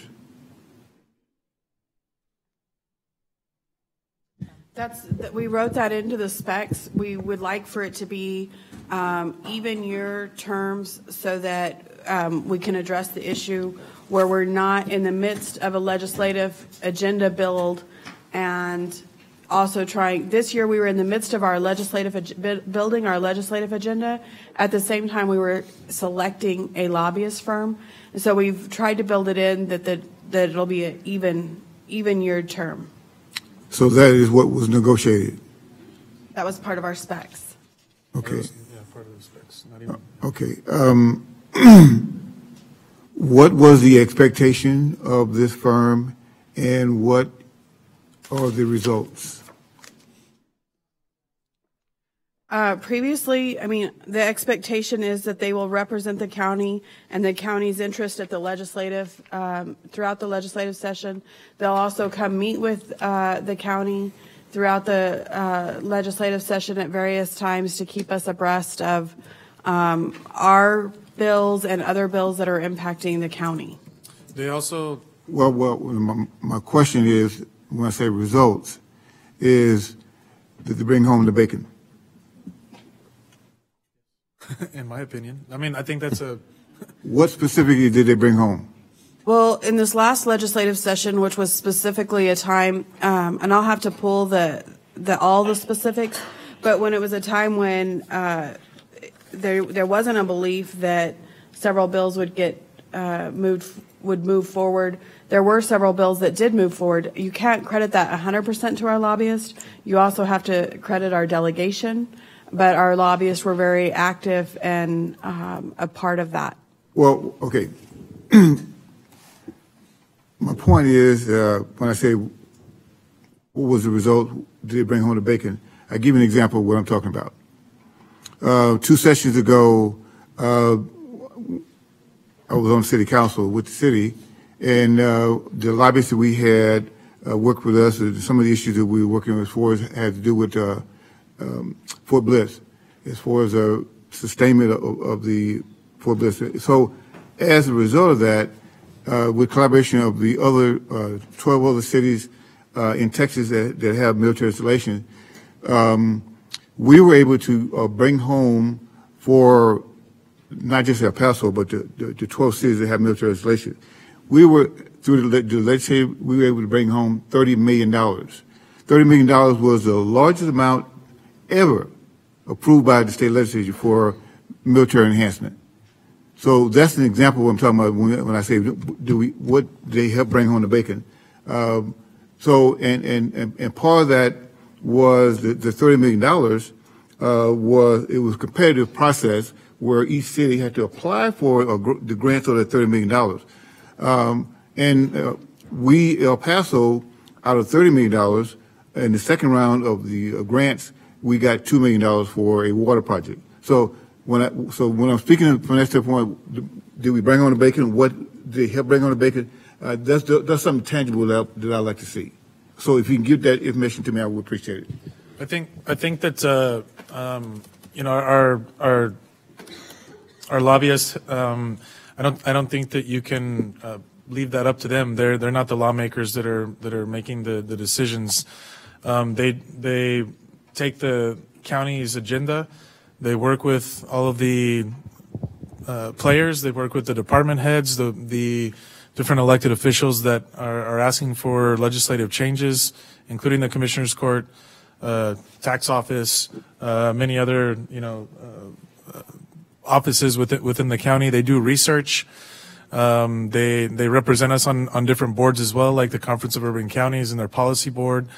But they're not responsible for necessarily even getting bills passed. They make sure that we are represented when, for example, a bathroom bill or a SB4 anti-sanctuary city bill comes up. If none of us are able to testify, they will testify on our behalf, or they will drop a card in favor or against or in opposition to any of those bills that we want to support or not. And they take our bills and help us explain them to our delegation to try and make it easier. They do a lot of the heavy lifting as well when it comes to getting the resources and getting the information and getting the research to our delegation when it comes to trying to have our agenda make it be successful. But in the end, it's the legislators that decide whether or not they take a bill, and it's whether or not they move it. I think we have a great legislative delegation that works very well, I think, with our current lobbyists as well. Commissioner, I appreciate your comment, but I've been through the process and I understand the process. Once again, I'm interested in results. I know that the lobbyists don't actually write the bills, they don't pass the bills, but my experience has been that the lobbyists that I work with when we was at the city, they know what doors to knock on, they know what doors to take us through, they knew the key players that we didn't go say we need to go this guy, and we, as we walked the halls of Austin, the state capitol, we were collecting support as we went down the road, but as the legislators walked the hallways, you need to talk to this guy right here. They would take us and introduce this guy right now. Can we get your support on our bill for this legislation? Yes. So we counted numbers as we walked the hallways. So once again, results. Well, I'd like to recommend that let's give it a shot, Betsy, to see how much you can bring later this afternoon. Then, depending on how everybody feels about the information, then we could decide whether to delay or move forward. That would be great. Thank you, sir. Was there a motion already on the table? Yeah, I had made a motion, so I'll go ahead and rescind the motion to the end of the meeting, or until we have the information during this meeting. Okay, so we'll table it until then. Thank you. Item number 12, litigation, justice, and law enforcement. Discuss and take appropriate action to authorize the El Paso County Sheriff's Office to send notice to the University of Texas Medical Branch to terminate the agreement for inmate medical services effective when the University Medical Center of El Paso takes over services, which is scheduled to take place on May 5th, 2019 at 12:01 a.m. Good morning. Holly Lytle with the County Attorney's Office. Judge Samaniego, Commissioner Robinson, this is my first meeting since the beginning of the year, so welcome. I don't know whether I should say congratulations or condolences, but whichever is appropriate. A little of both. Okay. The item here today, on December 17th, the Commissioners Court approved a new contract to bring UMC on board to take over the inmate medical services at our 2 detention facilities. That is scheduled in the contract for them to take over May 5th of this year. The contract that we currently have with UTMB is not scheduled to expire until October 30th or October 31st of this year, but it does have a 90-day out clause. So the purpose here today is to ask you to authorize the Sheriff's Office to send formal notice in accordance with the contract to UTMB to terminate that contract effective on May 5th when UMC is scheduled to take over. In the House today, I have a serious backbench in the House today. Over here I have Anthony Williams with UTMB, and I do want to thank him. He's been a wonderful partner in helping with this transition. part of the idea of giving this notice is to allow for even a smoother transition. But so far, he's been working very well with the UMC partners right over here. You've got the whole backbench over there on UMC, including back in the back there. I'm not going to introduce Jacob Centron because he's a man who needs no introduction. But in the back there, I'm going to introduce Kim Martin. Kim Martin is kind of spearheading for UMC this project as far as taking over. And so Kim and Anthony have been working on a daily basis to help this transition, but they really need to gear up and be interviewing current employees and making sure that this transition is smooth. So it's important that we get this notice to terminate done today, effective on May 5th, so that we can allow for the smoothest transition. But again, Mr. Williams, thank you. Thank you for everything. And UMC, welcome, or condolences, whatever the case may be. Do you have any questions for me, UMC, UTMB, or the Sheriff's Office? Well, I thank you that Mr. Williams, that he's here. That means we have a very amicable negotiation, and that's always something good in our society today, that you're trying to work things out like that. So you don't see any problems with the transition at all? Oh, well, that would be bold of me to say that, you know, with something as big as transitioning problems. medical services in the jail, there's always going to be little bumps. But to have good transition teams will make it much smoother. And so I don't know if either, do you want to say anything? You want to? No, actually, it's been a pleasure working with Mr. Kim. The podium? Things going well. We have some really good side. Thank you, Mr. Williams. There'll be little bumps, as smooth and as they think it'll be. There'll be little bumps along the way, because there always are. I mean, I've been around the block enough with inmate medical care that nothing's smooth when it comes to inmate medical care. But they'll make it as smooth as possible because we've got good partners working on it. That's excellent. Move to approve. Second. Commissioner Perez. Aye. Commissioner Leon. Aye. Commissioner Stout. Aye. Commissioner Robinson. Aye. Judge Samaniego. Aye. Motion carries.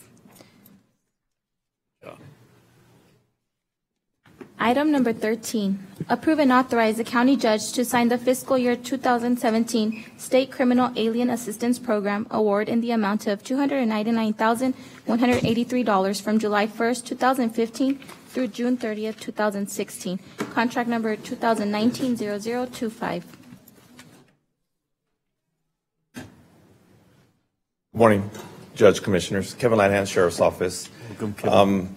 I don't know if you've read the background material. This SCAP is part of the Bureau of Justice Administration funding for reimbursement of detention officer salaries for housing undocumented persons within our facility that meet certain requirements. This year's award for our jurisdiction is $299,000 for that reimbursement, and we would ask that you move to approve this item. So move. Second. Commissioner Perez. Aye. Commissioner Leon. Aye. Commissioner Stout. Aye. Commissioner Robinson. Aye. Judge Samaniego. Aye. Motion carries. Kevin, Thank you thank very you so much. You all have a wonderful day. Thank you, Kevin. Item number 14, Health and Social Services. Receive an update on the 90-day timeline regarding the evaluation of the feasibility of a potential merger of El Paso's public housing authorities.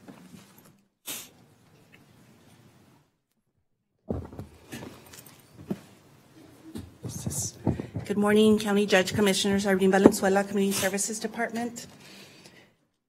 On December 17, Commissioners Court directed staff to develop a 90-day timeline that included a public engagement process, engage in conversations to include a county seat on the board, and procedure regarding merger to include presentations to the El Paso County Housing Authority Board and others. I want to start off by clarifying to the public, the media, the viewing audience, that this item is posted to provide the court with a proposed timeline of steps for the merger consideration.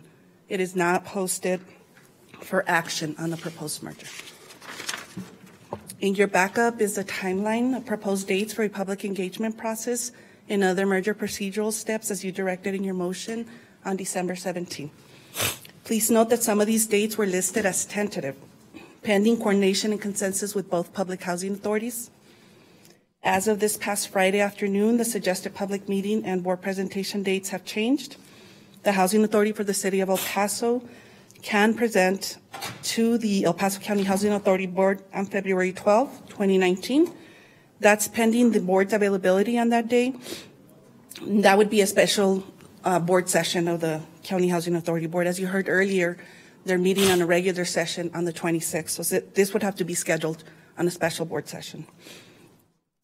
The Housing Authority for the City of El Paso also can have a public engagement meeting on the evening of February 28th. And I've been told by County Housing Authority staff that they'll confirm those availabilities for me today, this afternoon. Okay. Additionally, in this timeline are dates of other key meetings with the Public Housing Authority, as well as time frame for the county's data analyst to complete and present an economic and efficiency analysis report to the court at a special court session.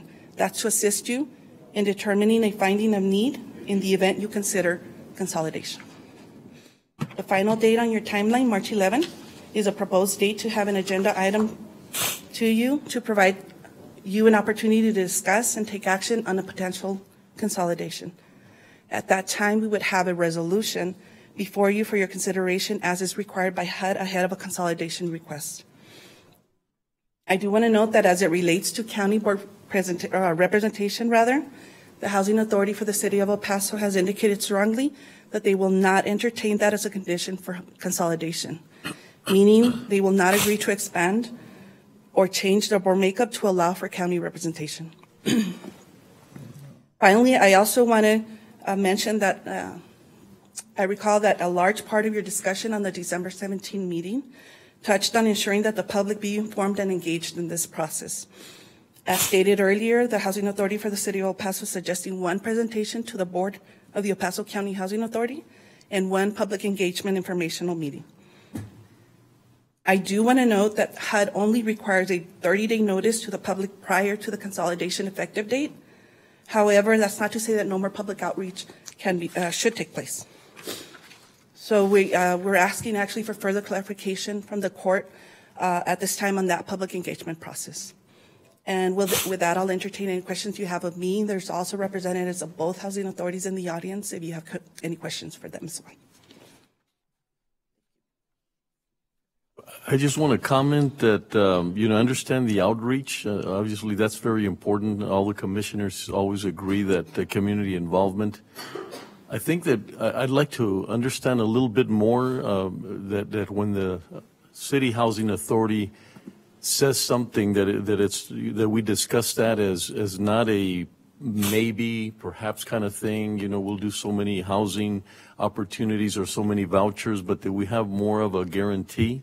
I also feel strongly about not having representation from this court, and I also want to understand the jurisdiction that we're losing, because we have the jurisdiction throughout the county that we might be losing. I need to understand that as well, or hopefully all the commissioners want to understand that as well. And then finally, which is really important to me, is I'd like the El Paso County Housing Authority to look at the things that are being proposed and whether or not they're able to do the same. We're looking at all the things that they're capable of doing for the county, and I'd like to see if the County Housing Authority might be able to do those same things, and that we maybe generate the revenue that they're hoping to generate. So I think it's a little bit more complex than, so I'm concerned about some of the items that we're going to be looking at, that it doesn't sort of lead into the fact that we're going to discuss the merger with really understanding. I think there's so much more to understand, especially the fact that, they're county residents, and I would like to feel that we're much better off at understanding what the county needs to do for housing, that for the city to tell us what our housing needs are. I believe that's very important, and also the fear of losing the model. I know that the model that Miguel and the board and Zulema is now dealing with, I think if you're looking at it for growth, you can sustain it, but then to all of a sudden not lose that model because we're now a bigger part of this City Housing Authority. I can tell you, the model that they have of a holistic approach is very, very unique, and not sure if they're capable of being able to do that. So I'd like to sort of have more of an understanding as to what things the City Housing Authority is willing and capable of doing, and also really understanding the jurisdiction that we would lose. I think there's a tremendous opportunity for the county to get involved in housing, in Canotillo, and all of these areas. And I just want to make sure that we don't lose that opportunity, especially if it involves revenue, because I'm sure that the City Housing Authority is looking at revenue as a possibility, and we need revenue in the county. So I know I threw a lot of things at you, but I'm sure it's being recorded. So just I guess bottom line, I believe it's a much more complex situation that I've been entertained with. And also just want to make a comment that there's been agencies that feel that the merger has taken place. And so I don't know how that's happening. So I would really guard the confidentiality of the fact that it has not taken place and that people are not reacting to it as if it has taken place. Right. So those are my comments. Absolutely. I think, well, the Housing Authority representatives are here. If you want to ask those questions to them directly, I'm sure they'd be happy to elaborate on some of that right now, Judge. I also, part of that economic and efficiency analysis that is being conducted is going to take a lot of this into account. It's not just data, raw data that's going to be shown to you, but it'll put a lot of these issues into context as well, so that you all can have that ahead of making whatever determination that you make, either up or down. But I think that report will help you. It's being the data analysis meeting with the County Housing Authority, Zulema, in collecting some of that information. They received a ton of information from the City of El Paso as well. The Housing Authority provided some reports and some information as well to put together a lot of this into context.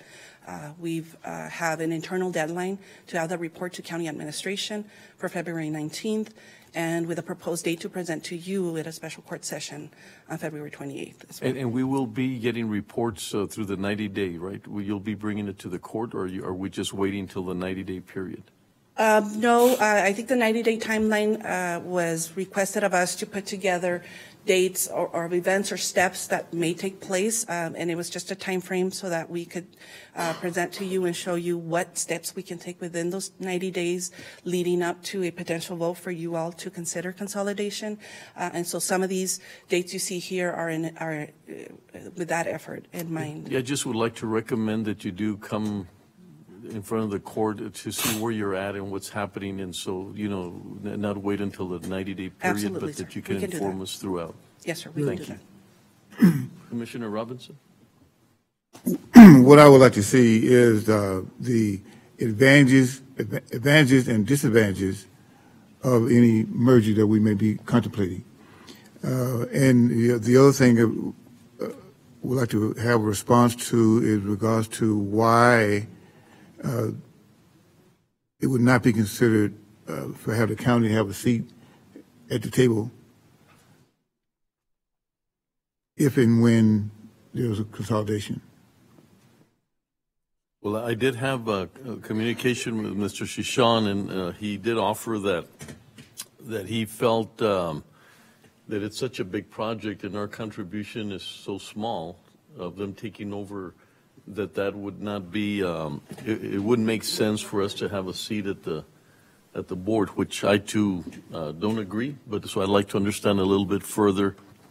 It seems real logical to me that if that were to happen, that we'd be represented properly. They are our constituents. They are in the county.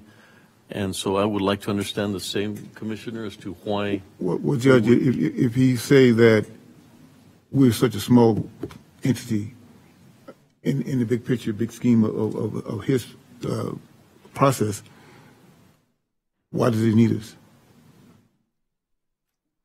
Why does he need the county housing if we're such small, insignificant? Well, they're looking at the future possibilities, not at what it exists. So we would become part of their bigger picture eventually. So I agree. But I submit to you that it equates to dollars and cents. I agree. Their statement to us, Their statements to us to date have been twofold. One, the reason why they're interested in our housing authority and the merge is because HUD has suggested that this is the model that they recommend. HUD recommends a merger of regional housing authorities for efficiency purposes. You pay, instead of paying for, an example they give is instead of paying for two separate audits, you now only have to buy one audit and it covers both agencies. Or it would be one agency and you only have to get one audit. So there's other administrative costs you can save by having a merged facility. Another thing that has been shared is that there are individuals who come in to the city and would like housing assistance in the county, and they are currently not able to provide that. Or they want to use, correct me if I'm wrong, Irene, but they want to use a voucher for a county address, and they're not able to when they're working through the city's vouchers. And so that is one of the reasons why the city has said, the City Housing Authority has said that they would be open to the consolidation. And, I think that we need to make it clear that if we kept our housing authority, we have the authority to expand even within the city limits as well. If at some point they decided to apply for tax credits and there's a project, it could be built anywhere in the county. It does not just have to be outside of the city limits. And so if this is going to be a truly city county housing authority, then I definitely think there should be county representation on the housing, on the cities, on this merged housing board. Just because we're giving up one community, for me that's not that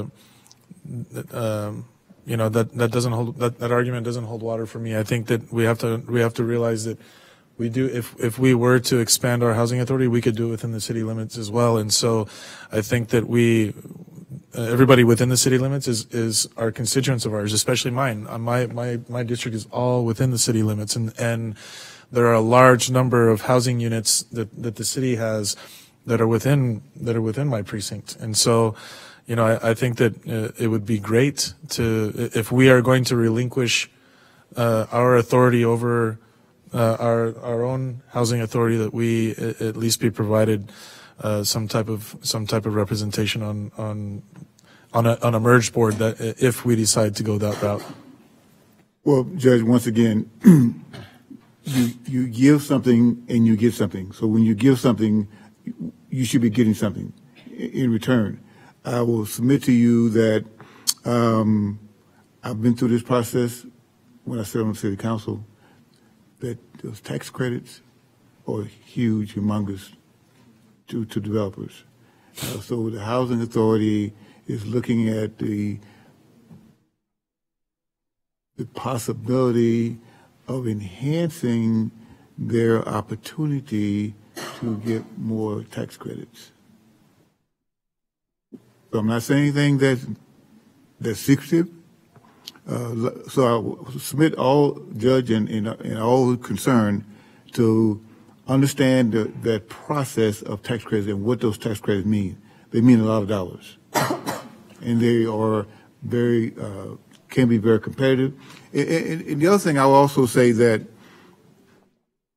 Betsy, take a look at and give us information in regards to other cities in the state of Texas that have housing authorities. Dallas, as an example. Do they have one? Or do they have more than one? I'd like to know that information. Because when you say regional, it's kind of hard for me to comprehend or accept face value in regards to, from a regional standpoint, we'd be better off. Maybe we would, maybe not. But then again, let's look at some of the other cities in Texas. Do they have more than one housing authority? And to my knowledge, Dallas has more than one. Commissioner, we'll bring that information back. We did present some information on that from what HUD shared with us about how many consolidations their field offices had completed. We are actually assigned to the field office, I believe, out of Albuquerque. The field office and that office I know has conducted more of these mergers, but we can bring that information back as part of our presentation to the court. Perfect. Thank you, Betsy. Mr. Sulema? I just want to clarify something. As far as anybody that holds a voucher, once they are a recipient of that voucher, they can live anywhere, not just the city of El Paso or the county of El Paso. If they so choose to move to Odessa, they can. As long as that accepting housing authority is willing to accept that port in, they could work, they could move anywhere. Once they are holders of that voucher, if they want to move to California, they can. So that's a misconception. I just want to make that clear because that's been said so many times that once they're in the city, they have to stay in the city. That's not true. They can move to anywhere. I just want to clear that up. Good insight. Thank you, Sulema. I have another question. I'm sorry. Go ahead, Commissioner. Go ahead, Commissioner. No, the question I have is has to do with if the individuals are on our list for housing and we do a merger, do these people stay? Do they go to the bottom of the list? They go to the top of the list? What happened to them? Yeah, those are the tangibles I was referring to, Commissioner. That is something that has been asked even from our own board members, and we have yet to receive a concrete answer. So we don't have that information ourselves. Somebody from the City Housing Authority is present and would like to provide that information for you. I would like to get an answer from somebody.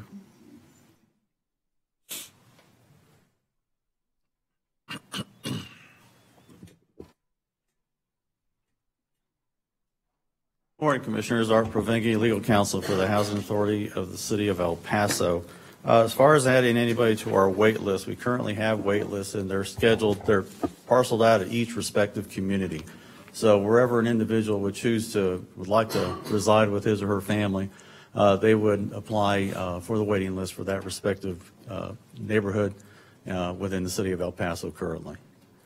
As far as the governance, currently, the statute, Texas Local Government Code, as it was drafted and passed in 2013, does not allow for a member of the commissioners, Board of Commissioners for the Housing Authority, to be appointed by county commissioners if under this merger. And so Senator Rodriguez was here on the 17th, as was Mr. Cishon, to explain to the court a little bit about the history of it. Unfortunately, Judge and Commissioner Robinson, you all weren't here for that, but I believe that discussion was had back then as to why they would not have someone from the county appointed to serve as a board commissioner for the Housing Authority under that merger process.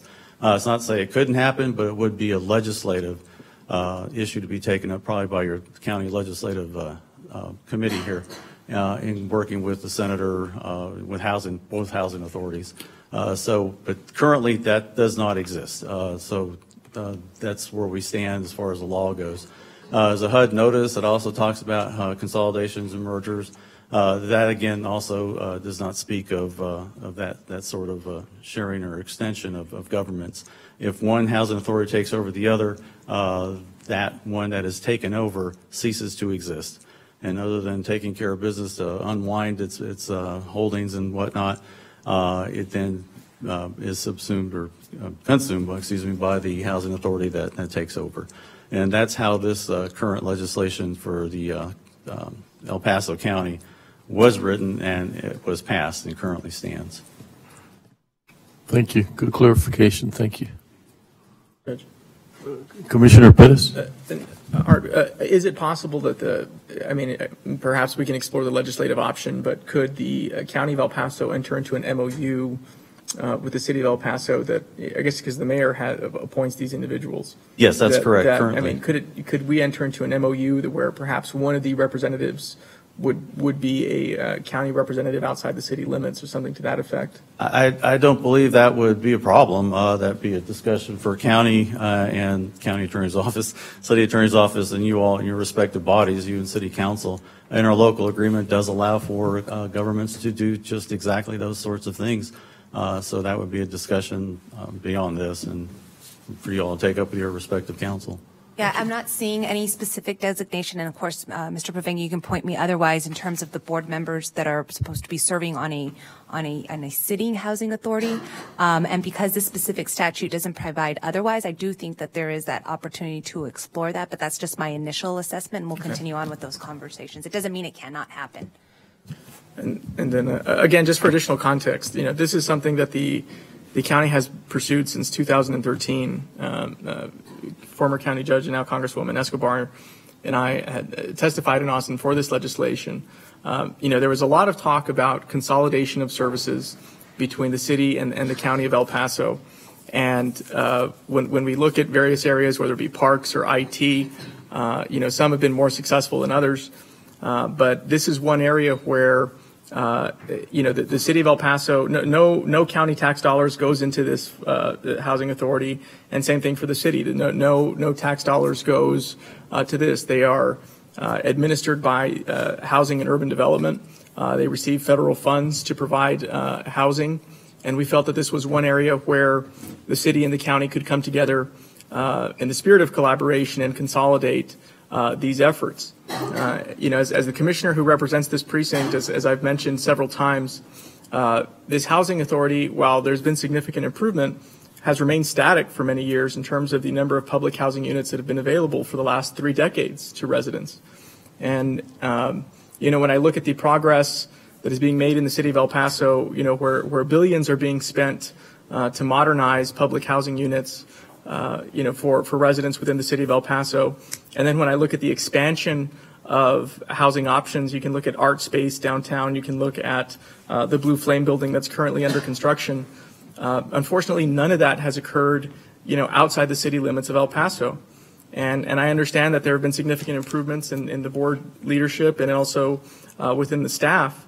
But the fact remains is just that I feel that the residents outside of the city of El Paso are not receiving the same opportunities for public housing as residents inside the city limits.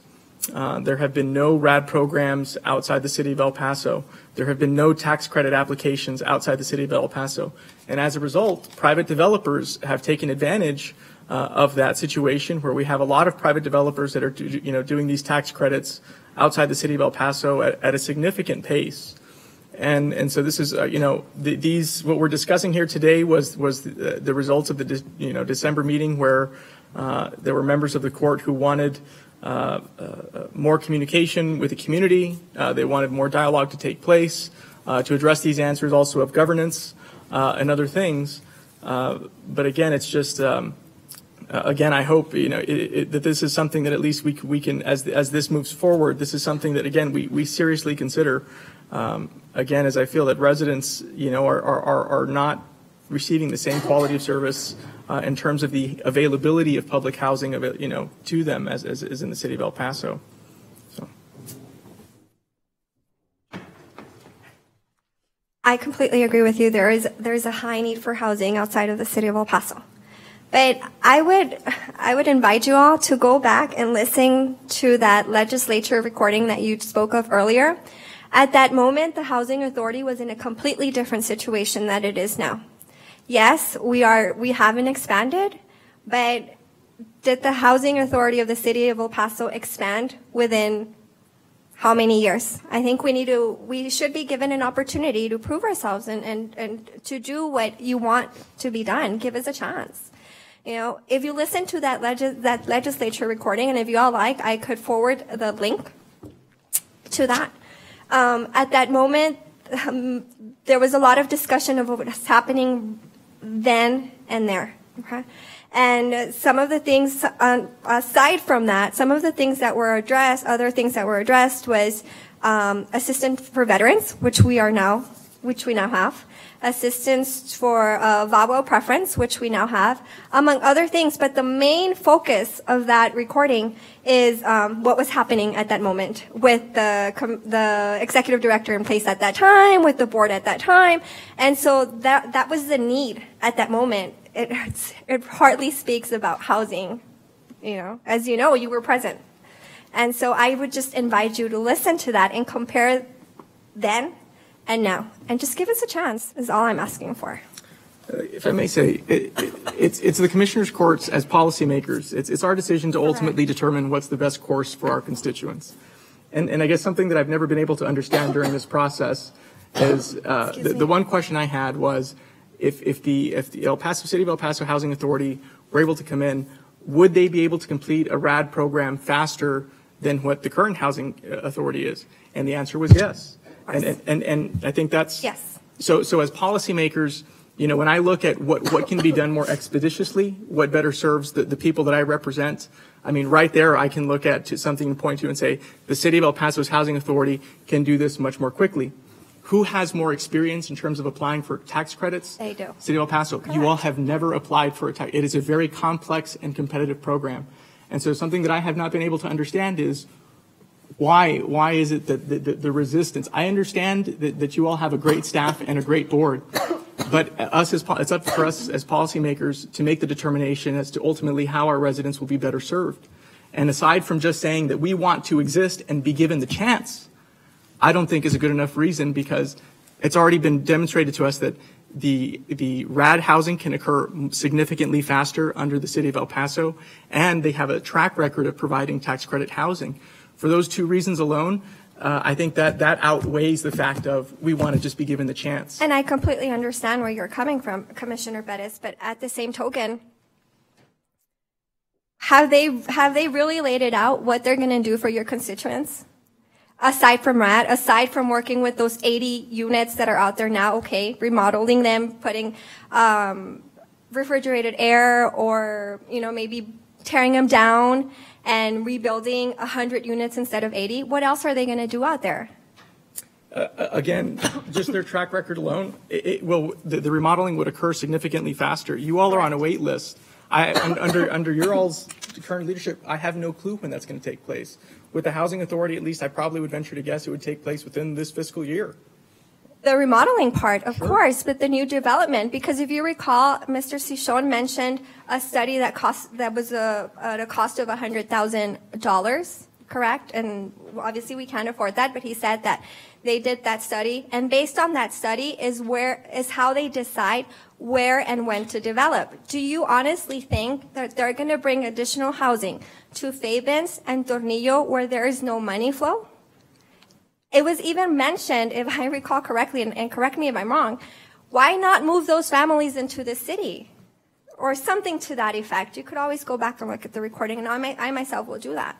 Are they honestly, truly going to bring additional housing to your precinct? Aside from those 80 units that are there now, and rebuilding and remodeling. And I understand all of that will be faster. You're completely correct. I can't deny that. I can't come against that. You're correct about that. But are they honestly, truly going to come to Fabens and Tornillo and your precinct and create additional housing, which is what you're asking for, when there is not enough money flow? Is my question. Yeah, that was a question that was really important to me, is that I would personally need more tangible things, like we're going to do X, we're going to do it in a certain amount of time, and I wasn't able to get that. But I think the word that you used, chance, maybe that was misinterpreted. I think the real thing is that, I was the interim director there a couple of years ago, so I have a very good sense of all the fundamental things that have been happening. And so what I would like to see, and that's why I asked the question, is that can you now, after all the fundamental work, after all the better relationships with HUD, there was 0 relationships with HUD. It was everything was stormy as you work through. All that has taken, is in the past. So what I really want to see is going back to Commissioner Perez's comments, is that are you now ready to be more competitive? that you weren't before. So I don't want to look at the past that we weren't. So my question is that part of your presentation is, how can you be competitive with a city now that you've got a different board, now that you've gotten better relationships with HUD, you have a much better understanding. I really believe that the county has taken a totally different direction than they did before, and that's where that chance comes in. But we really need to see and understand, are you more competitive now? And also with the city housing authority, would they be willing? I mean, I want to know that corner in Fabens and Tornillo has the same coverage, or are we going to look at a centralized place where it's very convenient, or are we competing with things being done in the city before they're done in the county? So those are the questions I need to understand. So like I said, so we could move on, we just need, Betsy, a very comprehensive of the discussions that we've had today, a little bit more comprehensive of not looking at what they couldn't do, but maybe what's the potential. I think the understanding of the tax credits is going to be really important for us to understand. And are there things that we can be doing? And yes, maybe we won't do them at the rate and speed that they might be able to do it. But I'm telling you now, if we one day can do those things, and we're looking at the very near future that we can do some of those things, I'd rather the county do it, because I think we understand our constituents much better. And so that's my position at this point. And I guess to be challenged would be show me the numbers and the facts. And what Commissioner Robinson said is that we want to see what are we giving up and what are we getting in trade for that. And that's a very good question, Commissioner, because like you said, if you're giving something up, you want to see what you're getting in return. Exactly. That part I don't understand at this point, me being new. So that it's no reflection on the other commissioners. It's my lack of understanding at this point. Commissioner Robinson? Judge, if you take a look at the Housing Authority today, the City Housing Authority, if you take a look at the Housing Authority a few years ago, there's a difference of night and day. The City Housing Authority a few years ago was dysfunctional. Lack of leadership, had many problems. So what you see today, particularly when you talk about RAD, that only came about in the last 2 or 3 years. It was not like it was all. Don't get me wrong. The Housing Authority has done great things. They have done great things, but they are not the Housing Authority. The one you see today is not the Housing Authority that existed 5 years ago. So they were given a chance. They had to weed out the bad apples that was on the board. They had to bring in new leadership to bring things about, because things were not moving the way they're moving now. They were not moving that way. So I'm just thinking from my experience and my view of what I've seen over the years as it relates to the Housing Authority. So when you say that the County Housing Authority hasn't done certain things, and maybe they haven't, but then the question is why? One is, I guess, use the example of one, their own initiative, and the other is, has anyone here on the Commission Court put a boot in their rear to say, get the job done? Well, that's a great comment, because I think we as a Commissioners Court are in a much, much better place than we were 2 years ago. So looking at how they performed, they haven't gotten the support that they need. And we have grant writers now. We have a lot of resources. We have people, Betsy's team is much more equipped. So I'd like to see if you know, I don't want to let it go until I understand whether or not we're capable of being at that. If it took a couple of years to get them to that new level, maybe we could be that group taking it to that level. So I just want that to be answered. I've got a question. When it comes to doing the RAD, is there an urgency? I mean, are our units falling apart? Do we not have air conditioning in the summertime and not have heating in the wintertime at this point? I mean, is there really a great urgency for RAD to happen tomorrow as opposed to a year from now? Everything's running, sir. You're more than welcome. You all are more than welcome to come and visit our units. They're in good condition. They really are. And you refurbished all the air conditioners, Air conditioners, right? that is correct. At both complexes. Mm-hmm. So for me, the argument that we can do RAD sooner or later is if there's no urgency. I mean, if it can be done, a year from now as opposed to now, and they're not going to have major issues with their conditions that they're living in, then that kind of is a moot point for me if it's going to happen anyway. And another point I'd like to make is, when was this was done in 2013, right? This was passed in the 2013 session. There's been no urgency to, I mean, I can't tell you why. In the past, it was never done. I mean, maybe the former city council didn't want to do it, or maybe there was people on the commissioners' court that didn't want to do it in the past for any range of reasons. But it seems to me that the purpose for passing the bill is because we were having issues with the current leadership at that agency at that point in time. I was working in Senator Rodriguez's office at that point in time as this bill was going through the session. That's what I seem to remember. That has been remedied, and it doesn't mean that we have to do it. Just because we pass a bill doesn't mean that we have to do the merger. I want everybody to understand that. And we haven't done it. I mean, it's been 6 years since that bill was passed. So, I think that the housing authority is in a very different place, just like the city was, 5 years ago. Yep. The county housing authority is in a very different place, and I've heard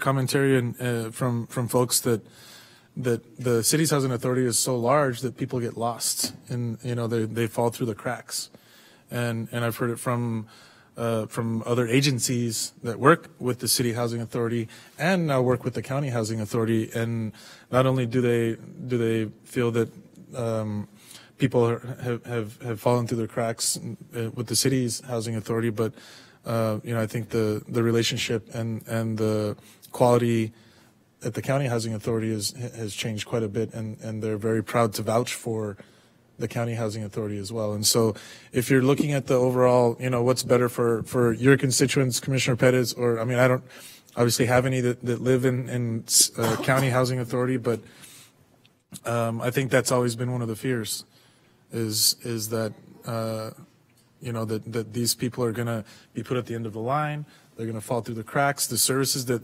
the city housing authority may have, a relationship with or offer 80 different services, but if the level is not as high, then what's the point? It doesn't help these people get to where they need to be if they're falling through the cracks. And I think that's one of the main issues that we need to take into account is, the sheer size, and I think they're all valid questions. They're all very valid questions. There's a saying, people say it all the time, if it ain't broke, don't fix it. I mean, they say it for a reason, right? So, I think we need to continue with continue working with the city housing authority, continue mining our own data and bringing back what the courts asked for. I definitely think that we should look at either an MOU, or if this is going to happen, either an MOU or a legislative change.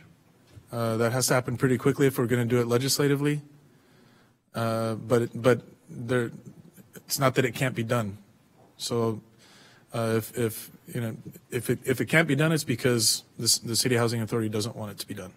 There's a difference there. We want to make that clear as well. Yeah, Commissioner Leon.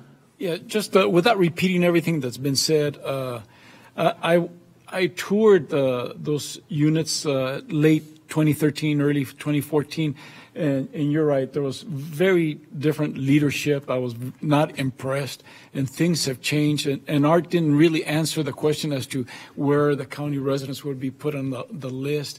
And I think Commissioner Pettis raises some pretty good points.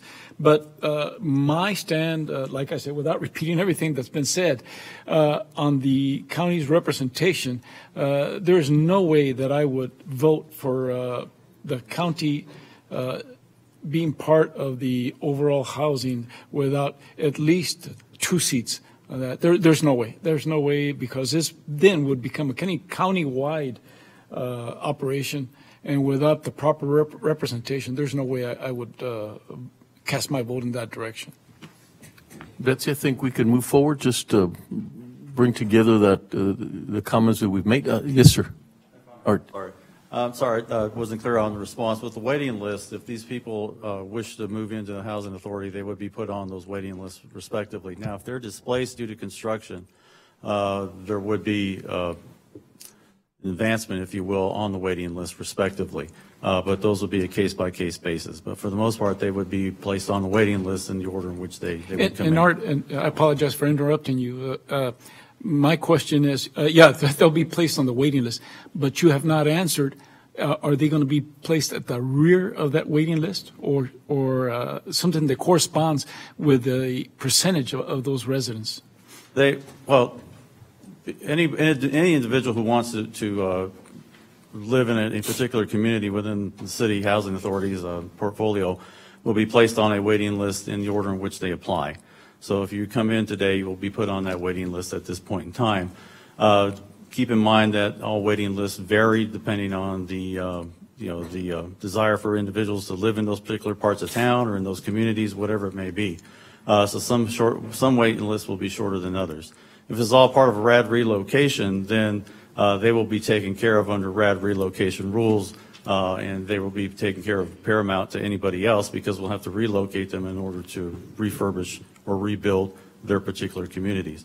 So those individuals, like our RAD citizens have undergone at this point, will be taken care of first and foremost. And under RAD rules, they have a right to return back to that particular community, not that apartment, but that community. And so depending on the nature of their relocation, they would either be placed on a waiting list in the order in which they apply, or if it's part of the RAD relocation, then they will be given paramount importance, and we'll relocate those families ourselves. We have a relocation team. On the question on timing, we do have a RAD relocation team on staff, a number of individuals dedicated to exclusively that, making sure we get the unit mixes correctly, getting these individuals moved to the proper size apartments, while the renovation or rebuilding of their particular units is being done. And so that team will rotate off in the next year and a half or so as we complete RAD, as we currently have it scheduled for ourselves. We also have a development team, which is also scheduled to roll off once we're done with the RAD development. So unless we have a need to continue with RAD development, there will come a point which we will continue until we're done with our portfolio and end our RAD resource, RAD relocation process. So is the time crunch as of right now immediate? Not immediate, but give us a chance to give you a timeline of when we think those resources will roll off, because you would then have to tool up those resources. That's taken us years to do. The legal teams across the state and across the country that help us with RAD relocation, the LIHTC, the tax credits, and all that information that is paramount to getting these deals done correctly and timely, because you are under time constraints once you enter into those deals. I hope I've answered those questions. Well, that's good consideration, what you're saying. So thank you. Bottom line, just we need the information to make the right decision. Thank you, Betsy. Add one final thing. As far as relocating the families, I don't think that any of us have considered this. There's a lot of children in our two complexes, as you all know. And if these families get relocated, how is that going to affect the schools in Fabens? They're going to lose a lot of funding, because we have about 100, it's just an approximation, about 160 children that attend these schools, as you know. So if they're relocated, approximately a 1-year relocation, it's going to happen. I think we need to look at the big scheme of. But if you undergo a RAD transformation yourself, where are you going to put them? But it's not necessary to throw everything down and rebuild everything at once. But you got to admit that there would be some dislocation in a RAD effort. Within, we could coordinate a plan, and we'd be more than glad to show you. We could coordinate a plan as units become available. We could rotate the families so that we're not moving all the families at once. Wholesale, yeah. And the city of El Paso couldn't do that. Yes. Good. And if I could speak to that, Commissioner Perez, you recall in November we had the HUD Regional Director Donna Wicks come down and present. We have reached out to HUD when the County Housing Authority submitted their RAD application. One of the things that the application has is for the County Housing Authority to be awarded displacement vouchers. These vouchers help the families stay within the community so that they don't move out of the school districts or away from their social network like their grandparents and families. Sulema is inheriting the project, and the project that was approved by the board at that time is to displace the families in phases. So as Sulema mentioned, both the Sanchez and Solis complex are in pristine condition, inside and out. There was an initiative to renovate the environment of the apartment. So the grounds have been improved. There's been new master coolers installed. The heating and cooling is in pristine condition. But there's opportunities for us to expand the number of units. Well, RAD will allow us to do, based on that project that the EPSHA board approved, is to move the families in phases. One building, there's multiple buildings in the complex. You would remove one family, issue vouchers only to them, rebuild additional units, and then start moving the families to the other complex. That is the best approach in order to avoid disrupting the lives of the families there. I also wanted to comment, Commissioner Perez, why the County Housing Authority did not start on applying for tax credit or new construction projects. When the County Board of Commissioners saw that there was an opportunity to revisit the strategic plan, their assessment determined that there were a lot of clients that have been living in housing for many, many years because they face different barriers. Transportation, affordable health care, affordable child care, unemployment.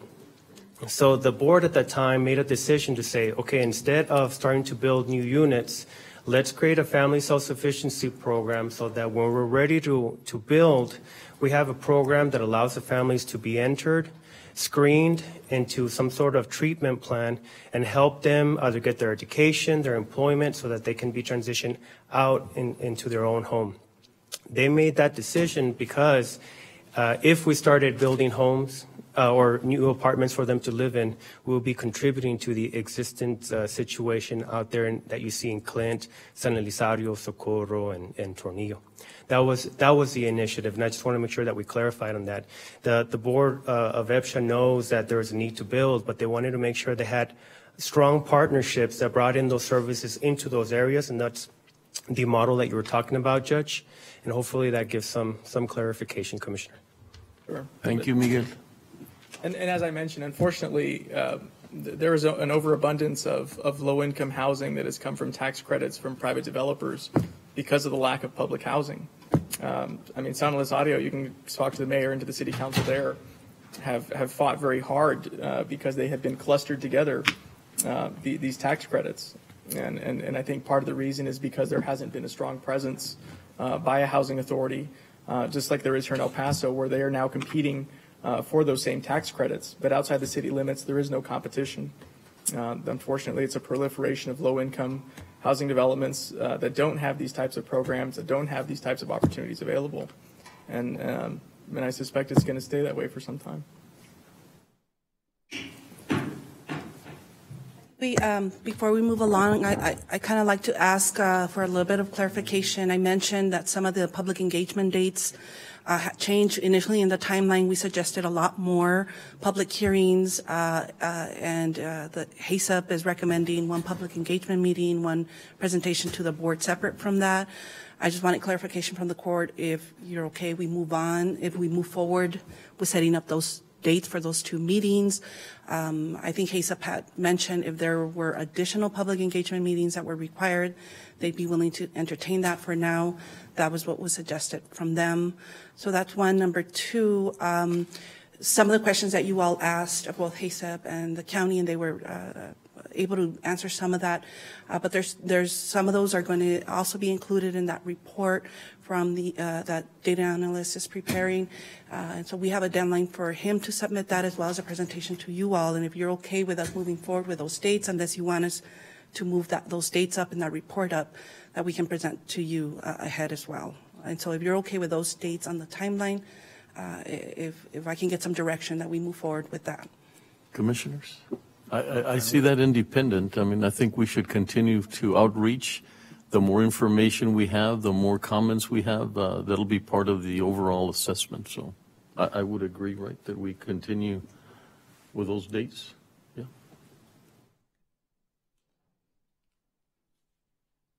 Thank you.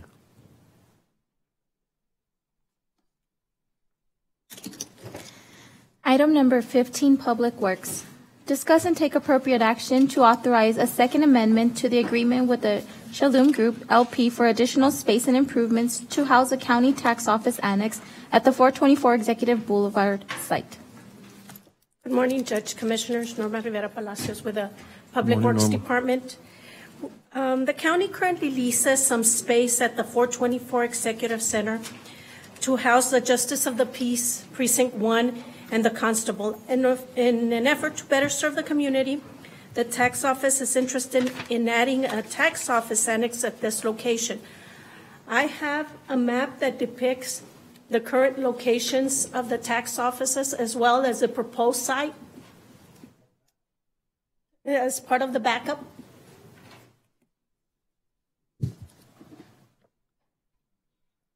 That's the map. And so highlighted in green are all the existing locations. The red dot is the proposed location.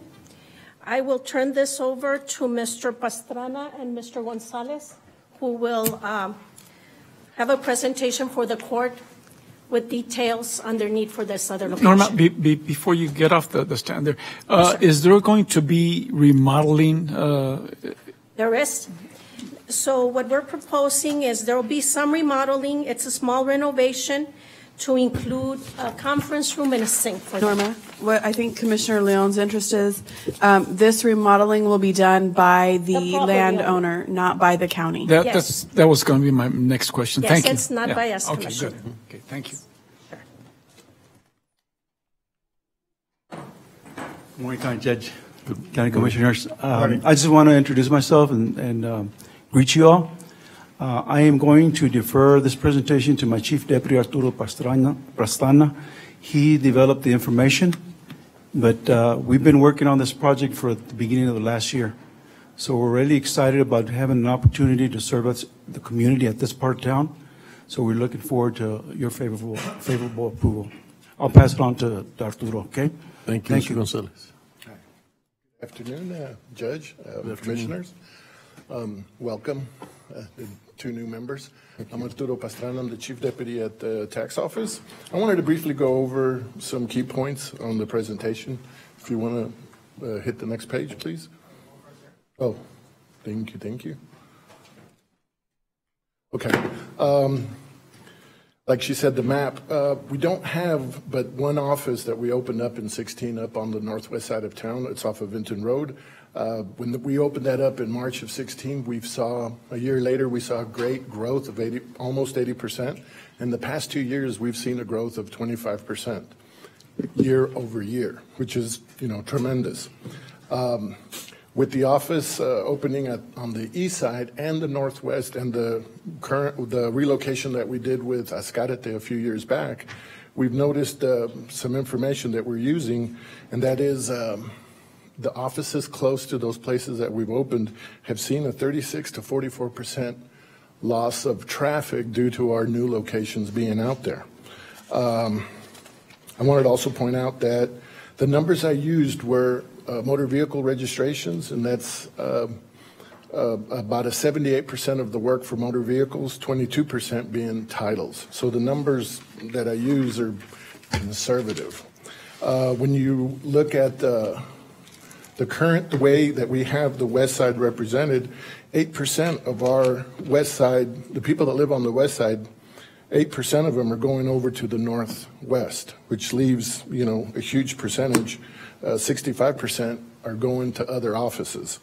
It's noticeable that Text DMV, of the residents on the west side, 27% do theirs by online instead of coming into our offices, which is notable. If we go to the next slide, I was showing using our 36 to 44% attrition from the offices that are close. By opening up that new office, we're going to see a good shift. We're going to see between the new office and the northwest office, we're going to see about 33% of the west side doing their business at those locations. We should see a small drop in the internet to go down to about 24. The rest of the offices will be doing about 43%. Remember, these are conservative figures. I wanted to also point out that the office at the executive is an ideal location. It is going to affect a lot of citizens in the current place, Upper Valley, Mission Hills, Rim Road, Mesa Hills, and Sierra Crest. Is going to give them a very good, viable location to go take care of their registration, title needs, and also property taxes during property tax season. The west side residents are going to see a considerable impact in the way, that they do the business that they do with us. And it's going to be a good reflection on you guys because hopefully you're going to approve this, and we're going to make all the residents have more accessibility to county facilities. And remember, these are conservative, and I didn't even take into account property tax, how it will affect the residents tremendously. Looking forward to your commitment on it. Any questions you may have? Arturo, you might add on the property tax, right now, if a resident wants to pay property tax, they either have to come downtown and park, and they have to pay to park. It's available to be done in the Wells Fargo building, correct? Yes. And then the next closest location going west would be where? Would be our facility up in Northwest. So between downtown and the far northwest annex, which is out on Benton Road, there's no location to go physically pay your taxes. And with anything where you come downtown, there's the difficulty of parking, navigating the traffic, and the cost as well.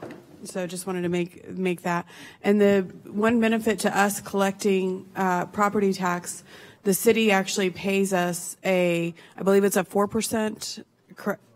Oh, $4. I'm sorry. Per transaction. Yes. $4 per transaction fee for collecting those ourselves. Yeah, last year they paid us right at $50,000 for that service that we provide. And obviously, with more locations, those numbers should go up. Thank you. Commissioners? Ruben, or I've got a couple of questions. In reference to opening up this new place on Executive, do we have the personnel ready to be assigned there? Well, that's a very good question. The trends have been, over the past 3 years since we started opening up these offices, between the contracted offices and ourselves, they would do 54% of the work, we would do 46% of the work, and in 3 years, we've reversed it to exactly opposite. We're doing 54% of the work, they're doing 46% of the work. How have we done this? We've done it with, you granted us 2 people this past year, and 2 years ago we had 3 temporary people that we converted into 2 full-time. So we basically, handled the shift load, the shift and the load of work with basically 2.5 employees new that we've been given. I foresee that in CIP we're going to be asking for more personnel. We're probably 2 weeks away from finishing up the East Side Annex. We've already opened up a 3rd window there. We're going to put up 2 more people there, and then if we do this annex, we're going to need, 3 to 4 people pretty soon. Okay, and you mentioned something that caught my ear, that with this new office, the drop-off with people using the internet would go down. My thinking, if I'm using the internet, why am I going to change that? Well, the reason being is because I'm going to try to keep people from going to the internet by giving them more accessibility. So, and remember, as we grow, our numbers, the percentages, change. Yeah, but I don't think that's a good number, because if I'm using the internet, why am I going to get up, drive over there, take care of business when I can do it on the internet? Well, one thing I've noticed when I was doing all the research, it's amazing. People from the West Side are doing transactions far, far east. And you're wondering why. People live in different, they work and live in different places. And it was shocking for me to see, a lot of people from the West Side doing work, far east, which just tells me that sometimes if you're in the neighborhood, you're going to take care of business. And if we have more offices and people are out, doing stuff and they see something, hey, there's an office there, I'll just take care of it now. Okay, let me stop you there. Past performance to me indicates future performance. And as you know, I've been a very big supporter insofar as moving these tax offices forward. I know that on the east side, as we speak, it's still not open. It's still not staffed properly, because there's a lot of issues. There's a lot of state connectivity that hasn't taken place. There's a lot of, I think the county has been inept in being more responsive to the needs of the east side. And my question to you is, if you have the approval today, when will that building be ready? When will you be ready with all the issues you have to take care of to actually staff that office? Right now, the game plan, Commissioners, is that we would use the existing staff to man the new location. Like everything else, we do see growth. And at the time, as the shift moves to this new location and we adjust our patterns and recognize the popularity of that location, we would be coming back and requesting an amount of personnel that would be adequate. But we know that it will become popular. As far as the internet, that is the in thing right now, which one of the things that you all need to be aware of is the state does not compensate us same when people use the internet. The commission, the fees of office for the county, we only get 25 cents out of that service. So I'm kind of like, I'm happy that they have that service in place, but I'm very dissatisfied because the county does not get any fees of office for that service at all, compared to $2.30 commission that we get in a regular transaction. So there are issues back and forth that do favor us using existing staff, which I do want to look at before I come to you to ask you for more personnel. I want to work it efficiently, and we're identifying performance factors there now to make it more efficient. As far as the connectivity, there have been a lot of issues, some on the state's part, others on our side, but we are getting through them and trying to resolve that, and hopefully it doesn't happen here on the west side. We've already discussed that, and hopefully it's successful in converting that office to a more productive office location than the east side. But we do see the growth.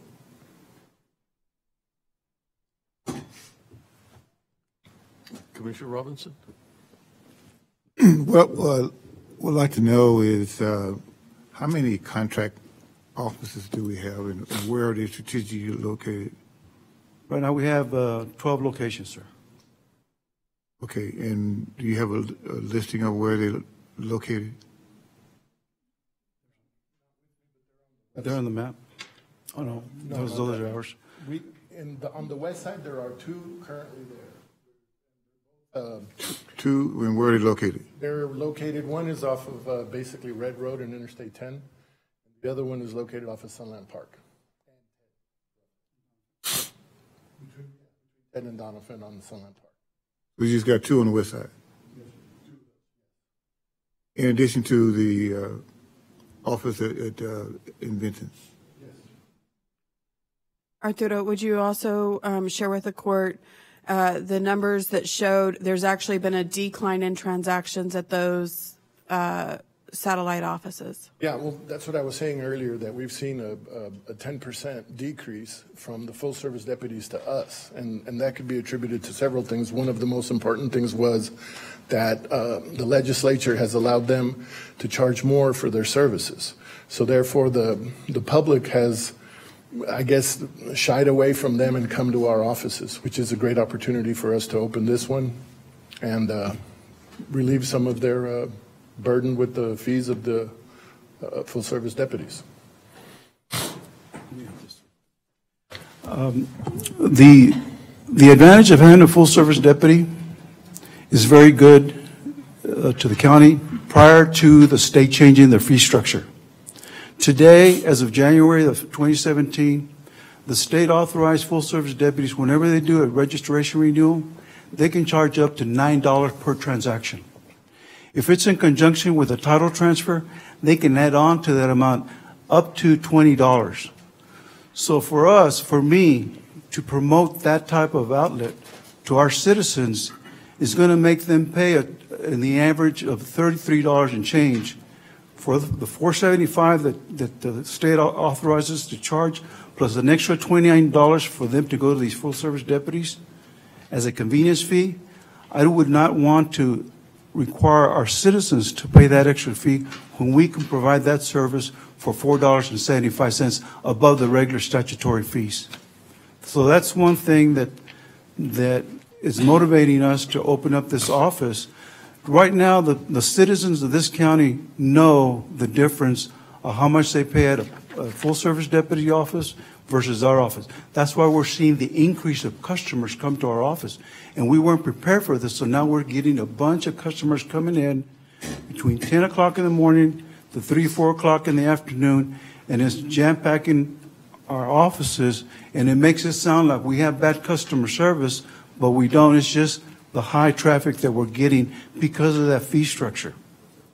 So we're promoting this, and I don't want to shut down these full-service deputies because they do employ citizens of this community, and they do contribute to the economy. So it's a give and take type of concept. Right now, everything is working fine. The customers decide whether they want to take their business to a full-service deputy or they take their business to our offices. So those are points that need to be considered, and that you would hopefully understand the position that I have. Brought up the map, and he's showing our offices. Our offices are in red. Well, here you go.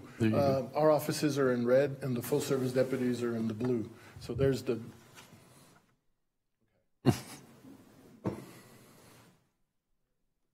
So the two offices I was telling you, Sunland Park and Red Road, are right there. Sunland being the southern one in there. And if we put that office, it's going to be just underneath Sunland Park.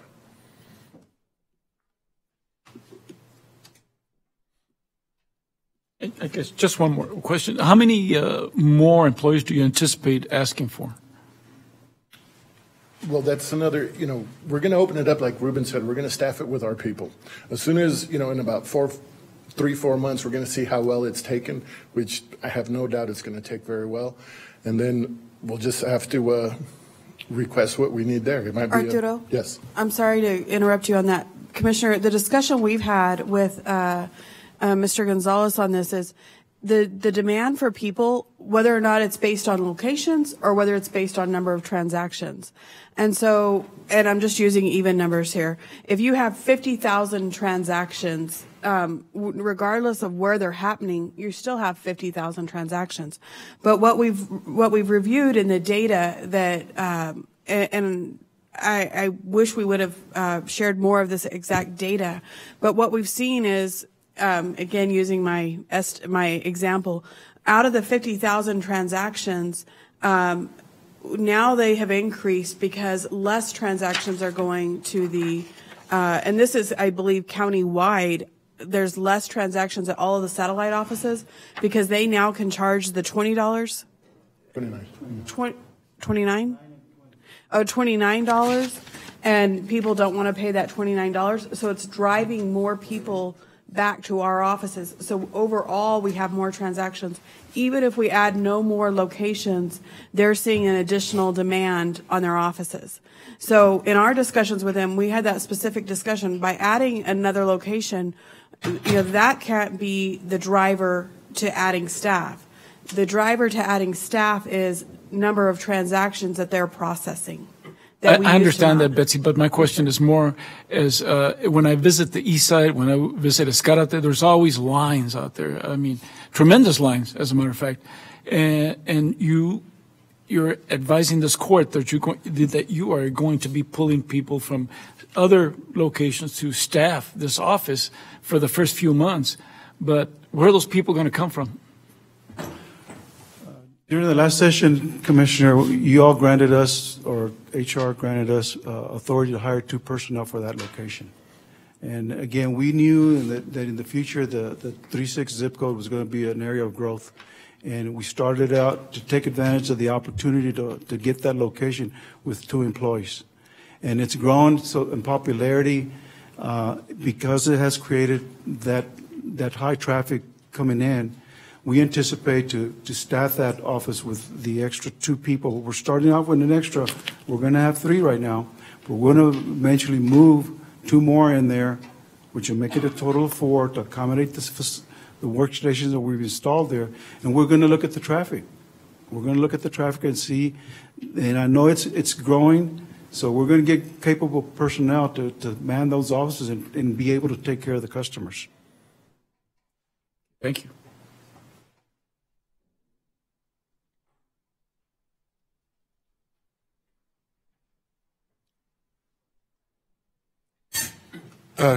The judge stepped out for a break, and so he left me quickly in charge. I don't know, he's brave, but I don't know if anybody else has any questions or any comments. Wally? Judge, Commissioners, Wally Hargrove from the Office of Budget and Fiscal Policy. In the backup for the agenda, we've provided the clerk's office and county administration with a suggested funding change. Originally, we had the full amount of funding of that $99,820 coming out of the county's CIP capital project. However, in our FY19 budget, we did carry over and appropriate within our contingency account the lease money that we had previously paid out for our West Texas Community Supervision Correction lease in the amount of $65,724 that was specifically earmarked for the move-in for JP1 during fiscal year 19. So we've split that funding to come out of the contingencies as carried over and reappropriated in the amount of $65,724,000 from contingencies. The balance coming from our CIP renovation account, $34,096. I just wanted to make that clarification. The clerk has that record as well. And also, depending on what the court would want to do today, this is Christina Sanchez, Assistant County Attorney. A amendment to that contract with Shalom would need to be brought back to the court for your final approval. It's not posted as part of the backup. Right. This is just to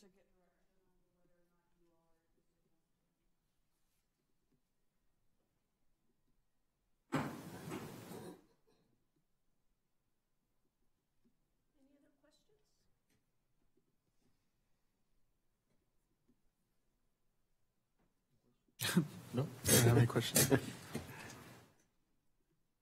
don't know if anybody has. I stepped out. Is there a motion or? There's no motion yet. Betsy, I imagine that, and Norma, imagine you all have looked at this as well. So. And commissioners, I apologize. So we've looked. This actually started last year. We started looking at this particular location. We began looking because of the number of transactions, and actually part of this was based on concerns about lines at the a security location, because we talked about, and the data that Arturo pulled showed that the number of transactions happening at the downtown office for addresses that are in the vicinity of this location. So he pulled data showing the transactions that are happening at other offices that are actually from registrations that are actually in the zip codes surrounding, and I can't remember the mile radius we used, but within a certain mile radius of this location. We actually had looked at originally we were talking about different locations where we could find space. And then the issue came up that it would be best located with a JP, because then they could go pay any fines and fees if there's some kind of scofflaw issue. So we then started looking at this location where we already had a JP. We pulled the data from there. If individuals go to this office in lieu of going to the other offices that they're going to, within the individuals who live in this area, basically, go to this office instead, it was enough of a demand to justify staffing in this location. So then, at that time, we were working, Commissioner Haggerty is the one who specifically asked us to look at this at that time because of constituents had brought to his attention that there was no tax office in the close vicinity, that they either had to come downtown or go out to the northwest. So then we began looking at what space was available at this particular JP office. So as you know, JP1 is there on Executive Center. We lease space. We recently looked to move. Last year, we looked into moving JP1's location to see what other rental space was available. We went through an extensive evaluation of other rental properties available in the area. We ended up deciding that the current location was the best space, the best parking, best access for the public, and we negotiated with a price with the landlord then to do some remodeling to that current office to make space. So then we also discussed with the landlord the ability, what space was available, the size of the space versus the size we needed, and what the cost would be to remodel and lease additional space for a tax office. So that's how, just more background as to how we got here today. We do have the funds, and I know Wally mentioned this, the funds that are available is because we used to lease space for adult probation that we are no longer leasing. The cost of this lease is less than the amount that we paid for lease space for adult probation. So this would be about $40,000 less per year if the court decided for us to continue looking at this location. But that's how we got here. We did look at data.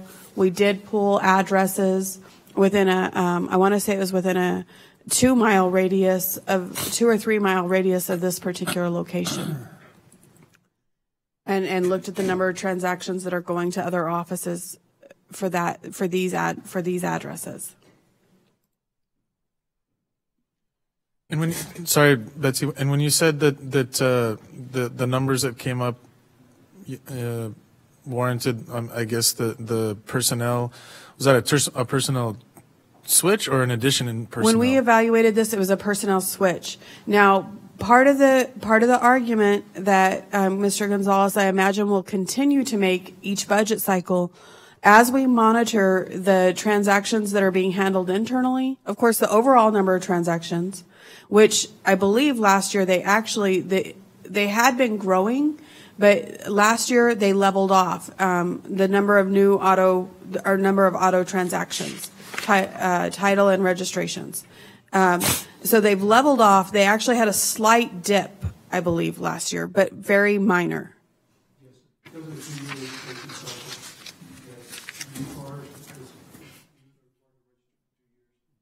Other year there's going to be a lapse year.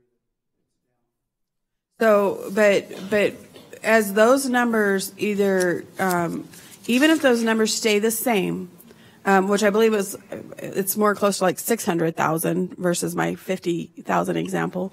But if those numbers stay the same, more of those transactions are coming to our offices because the satellites are charging more. So he will continue to have an argument as long as that trend continues.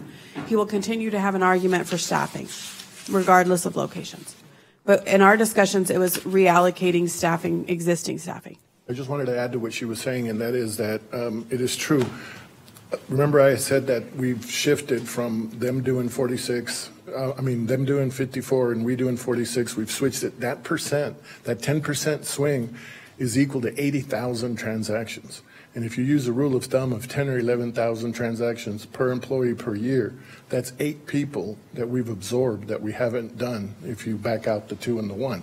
And currently, we're still, if you noticed earlier from the presentation of HR, we were the ones that had the most people that we've promoted.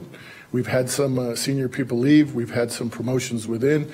We're still a little shy on bringing in, once the top moves, you move middle, up. I still have about 5 people I need to put in for customer service at the beginning. Customer relationship specialists. I have some openings of there. So once I get those all in, things will be running a lot smoother.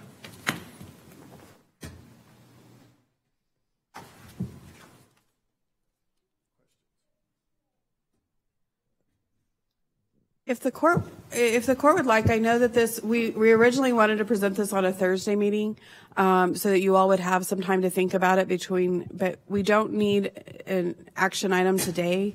If the court wants to think about it, let me know of any additional questions you all have individually. I'll add it to my list to talk about with you all individually, and then we could bring it back for additional discussion. Commissioners? I think it's a good idea, Betsy, and my question continues to be personnel, because even though we had said 2 additional personnel for your office, basically keeping the east side in mind, that hasn't happened because of a lot of moving parts involved in that. And I see those lines, and I just want to be comfortable with I think it is needed, but I don't think we're prepared. I don't see a plan in front of me how we're going to take care of this. So, can I move to postpone for a week? If you'd like to postpone a couple weeks, so I have a chance to talk to each one of you and get your questions answered. And so, do we want to do it on our February Thursday meeting? We could move to the February Thursday meeting. That would be late February. Anything time sensitive of waiting? No, sir. Second. So yeah, my motion would be to postpone this until the February special session. Okay. Commissioner Perez? Aye. Commissioner Leon? Aye. Commissioner Stout? Aye. Commissioner Robinson? Aye. Judge Samaniego? Aye. Motion carries.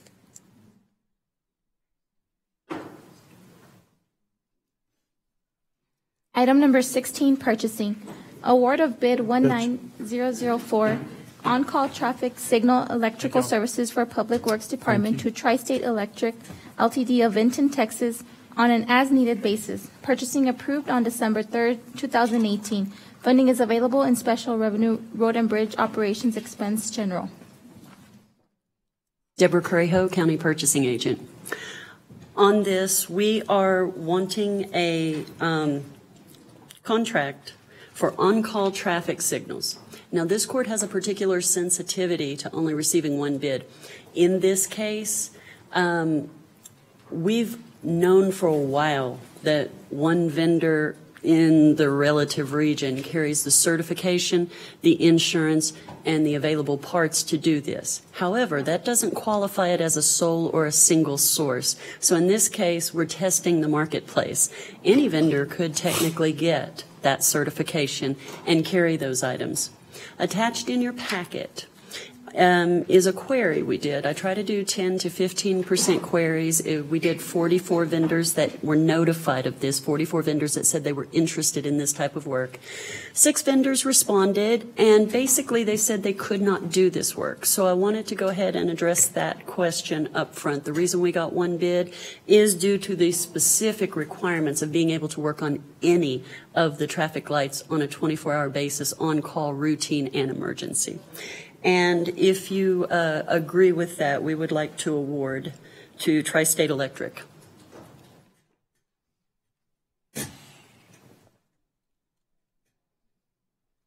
Commissioners? Move to approve. Second. Commissioner Perez? Aye. Commissioner Leon? Aye. Commissioner Stout? Aye. Commissioner Robinson? Aye. Judge Samaniego? Aye. Motion carries. Item number 17, award of the Lodex NA LLC Stat Scan Maintenance and Support Service for the Medical Examiner's Office to Clinical Imaging Management System of San Antonio, Texas, in the amount of $60,000. Funding is available in General Fund, Medical Examiner Contract Services General. Deborah Correjo, County Purchasing Agent. In this case, we are dealing with a verified sole source situation. We're dealing with proprietary and intellectual property rights related to the stat scan machine used by the medical examiner's office. This is a 3-year maintenance contract. The equipment that we are getting the maintenance contract on is nearly $500,000, and it's in daily use. The contract itself includes on-call, remote diagnostics, sometimes remote repairs, and if a remote repair cannot be obtained, they come on site. So that's part of this 3-year, $60,000 contract. Move to approve. Second. Commissioner Perez? Aye. Commissioner Leon? Aye. Commissioner Stout? Aye. Commissioner Robinson? Aye. Judge Samaniego? Aye. Motion carries. Item number 18, approve and authorize the 2 emergency preparedness, safety, and environmental TrueNarc equipment and supplies for West Texas HIDA ISC using HGAC by contract EP1117 awarded to Fisher Scientific of Pelzer, South Carolina in the amount of $56,836.86. Purchasing approved on January 17, 2019. Funding is available in special grant ONDCP 2017 capital outlays. Deborah Correjo, County Purchasing Agent. In this case, we're requesting use of the Houston-Galveston Area Cooperative Contract. Their bid for this equipment and the solution kit was found to be very reasonable, and the department has authorized us to come forward and request the award. Motion to approve. Second. Commissioner Perez? Aye. Commissioner Leon? Aye. Commissioner Stout? Aye. Commissioner Robinson? Aye. Judge Samaniego? Aye. Motion carries. Item number 19, approve and authorize the purchasing agent to end the procurement process for bid 18018, replace emergency diesel fire pump at the county courthouse. Deborah Correjo, County Purchasing Agent. I'm requesting that you allow me to end this bid process. The department would like to take another look at the specifications. We've tried this a couple of times as all-inclusive. I believe it's time we unbundle the contract. Most of the vendors who would like to bid on the generator itself don't want to go through the trouble of the minor construction repairs that have to be made in order to accommodate the installation of the generator. I'd like to look at job order contracting or cooperative contracting for the minor construction repairs, and then possibly a cooperative contract for this generator repair, generator replacement, even going to the manufacturer and finding out what the best option would be in that situation. Move to approve. Second. Commissioner Perez? Aye. Commissioner Leon? Aye. Commissioner Stout? Aye. Commissioner Robinson? Aye. Judge Samaniego? Aye. Motion carries. Item number 20, discuss and take appropriate action to authorize a purchasing agent to sign the federal excise tax exemption certificates and state sales tax certificates. Deborah Correjo, County Purchasing Agent. This is a housekeeping item. We have the ability to request exemption from federal excise tax, which are applicable on certain items, in our case, mostly tires and road equipment. We also have state sales tax exemption forms. Now, historically, your purchasing agent's office has signed the sales tax exemption certificates for the state. When the federal excise tax was requested to be signed by the department by the department who was buying tires, it was brought up that there's nothing on file to allow the purchasing agent to sign the federal excise tax certificate. And so, since we were going to bring that forward and request permission for me to do that, I thought I'd include both, since I couldn't find any evidence that the sales tax exemption certificate had ever been authorized as well. The reason this is not necessarily these are not necessarily forms that need to come in front of the court is because they are only given by request after an authorized purchase order or contract is in place. So basically, it's housekeeping for the vendor to show why they did not charge us certain taxes. And historically, in other agencies, that is done from the purchasing department. But it is your decision. And there's examples of both of these forms in the attachment. The federal excise tax exemption certificate is basically a vendor goes on the website, takes a copy of it, puts their name at the bottom. For our example, we use Time Warner's. And for the sales tax, generally, state sales tax, generally each agency will sign one, and when a purchase order is issued, we will give it to the vendor with that, because the vendors have to turn those into the state comptroller. Vote to approve. Second. Commissioner Perez? Aye. Commissioner Leon? Aye. Commissioner Stout? Aye. Commissioner Robinson? Aye. Judge Samaniego? Aye. Motion carries.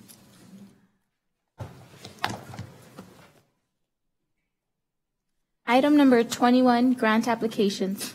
Approve the submission of county grant applications as listed and described. If awarded, all grant award agreements will be brought back to the Commissioners Court for final acceptance and approval. Approve and authorize the 65th District Court to apply for the Office of the Governor Criminal Justice Division FY 2019 through 2020 Specialty Court Grant for $89,131 with no county match required. Further, authorize the county judge to sign the accompanying resolution. Good morning. Good morning.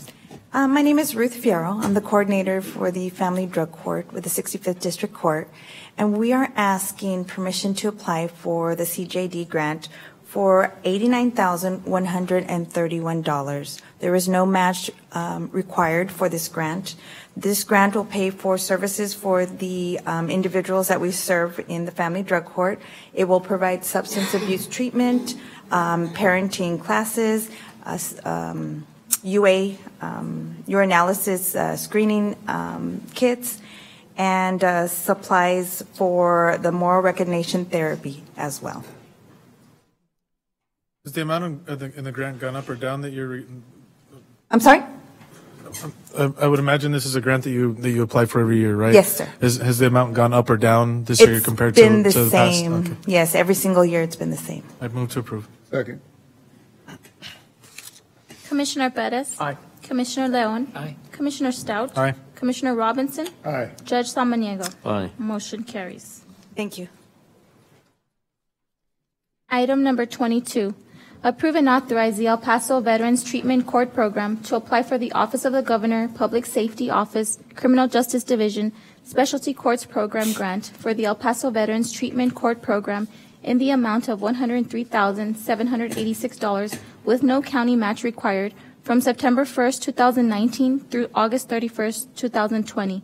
Further, authorize the county judge to sign the accompanying resolution. Good afternoon, Commissioners and County Judge. Sylvia Serna for the Veterans Treatment Court.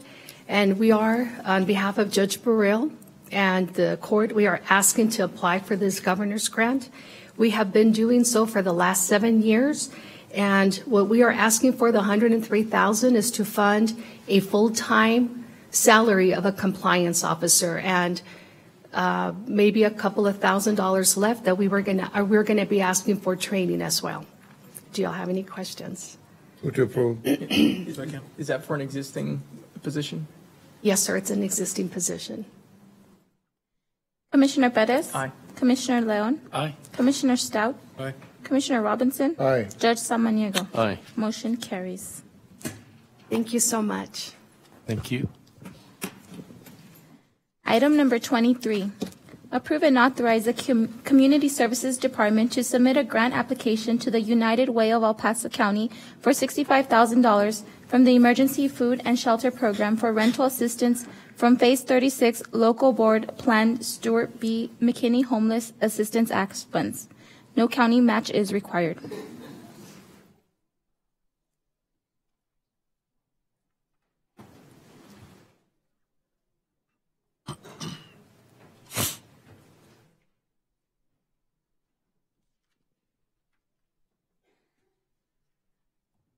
Good afternoon again, County Judge, County Commissioners. Irene Valenzuela, Community Services Department. This is a grant application that we submit to every year to the United Way Emergency Food and Shelter Program to provide rental assistance for families that come to receive services under our General Assistance Program. Excuse me, I'm catching my breath. I was running from the from Joel's office. It's for $65,000. We propose to assist 112 families with rental assistance under this grant. There is no county match required. The United Way fund, has it gone up or down? I beg your pardon, sir? Funding, has it gone up or down? It's remained pretty static over the last probably 2 to 3 years. Last year we applied for $65,000, and then they approved us for $65,000. Then they gave us an additional stipend, kind of in between the grant cycle, of about another $3,000. Sometimes they deobligate from other programs and they funnel it back to our program. And so we anticipate maybe some of that will happen again. Second. Commissioner Perez? Aye. Commissioner Leon? Aye. Commissioner Stout? Aye. Commissioner Robinson? Aye. Judge Samaniego? Aye. Motion carries. Thank you. Have a good day. Thank you. Item number 24, approve and authorize the District Attorney's Office to apply for the Domestic Violence High-Risk Team Grant from the Texas Council on Family Violence for $55,772.57 with no county match required from February 1st, 2019 through January 30th, 2020. Good afternoon. I'm Karen LaRose, First Assistant District Attorney, appearing here on behalf of the District Attorney, Jaime Esparza. With me today is Claudia Duran, who's our Special Projects Administrator. This is a grant that requires no county match that we've had since 2017. It provides for the funding of a victim advocate to effectively target those domestic violence cases and defendants where we believe there is a possible chance of severe injury or possible lethality. We would love for our county to be one where there is no more domestic violence, deceased individuals. And this is a tool that we've been given by the Texas Council on Family Violence to try to address that matter and provide the services that we need to those cases that, through our research, we believe would merit that sort of a response. But this grant does allow us to provide a victim advocate solely for that purpose. Claudia, any comments? No comments. Thank you. Move to approve. Second? Commissioner Perez? Aye. Commissioner Leon? Aye. Commissioner Stout? Aye. Commissioner Robinson? Aye. Judge Samaniego? Aye. Motion very carries. much. Thank you. Thank you.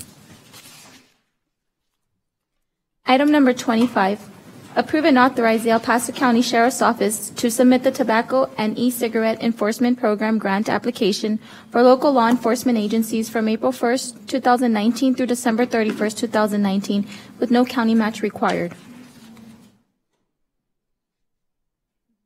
Good afternoon, Judge. Good afternoon. Commissioners. The grant that we have today is actually from the state. and it's to check on the enforcement for selling of tobacco products to juveniles underage. Move to approve. Second.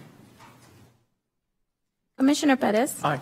Commissioner Leon? Aye. Commissioner Stout? Aye. Commissioner Robinson? Aye. Judge Samaniego? Aye. Motion carries. Thank you. Thank you, sirs. Have a good day. Thank you. Item number 26, approve and authorize the El Paso County Sheriff's Office Victim Services Unit to apply for a direct services grant from the Office of the Governor, Criminal Justice Division. This 2-year grant request is in the amount of $330,694 with a 20% cash match of $82,896 for a total project cost of $413,590 from October 1st, 2019 through September 30th, 2021. Further, authorize the county judge to sign the accompanying resolution. Good afternoon, Judge. Good afternoon, Commissioners. Good afternoon. Isabel Hernandez from the county's Budget and Fiscal Policy, the Grants Division, and I have Gladys Carmona with the Sheriff's Office Victim Services. She is the supervisor at the Sheriff's Office Victim Services Unit. This grant will require a cash match of 20%. In the backup, there was an in-kind match stated. However, it is a cash match, and it's using one of the victim advocates that they already have in their program to help with this project. Primarily, though, it is offering recovery and emotional services that are needed for victims to go through the criminal justice process. Services can include taking them to court, filling protective orders, anything that they might need for their protective or their services that they need. Move to approve. Second. Commissioner Perez? Aye. Commissioner Leon? Aye. Commissioner Stout? Aye. Commissioner Robinson? Aye. Judge Samaniego? Aye.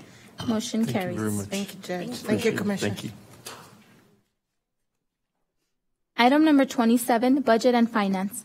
Approve Amendment number 16 to the County of El Paso's 2018 through 2019 operating budget. This budgetary amendment will increase enterprise by $56,413 and increase grants by $2,167,645.50, thus increasing the overall budget of $434,359,202.39 to $436,583,260.89. Good afternoon, Judge and Commissioners. Wally Hargrove from the Office of Budget and Fiscal Policy. Your backup for this week's budget amendment was sent to you through county administration with last week's update. Were there any questions?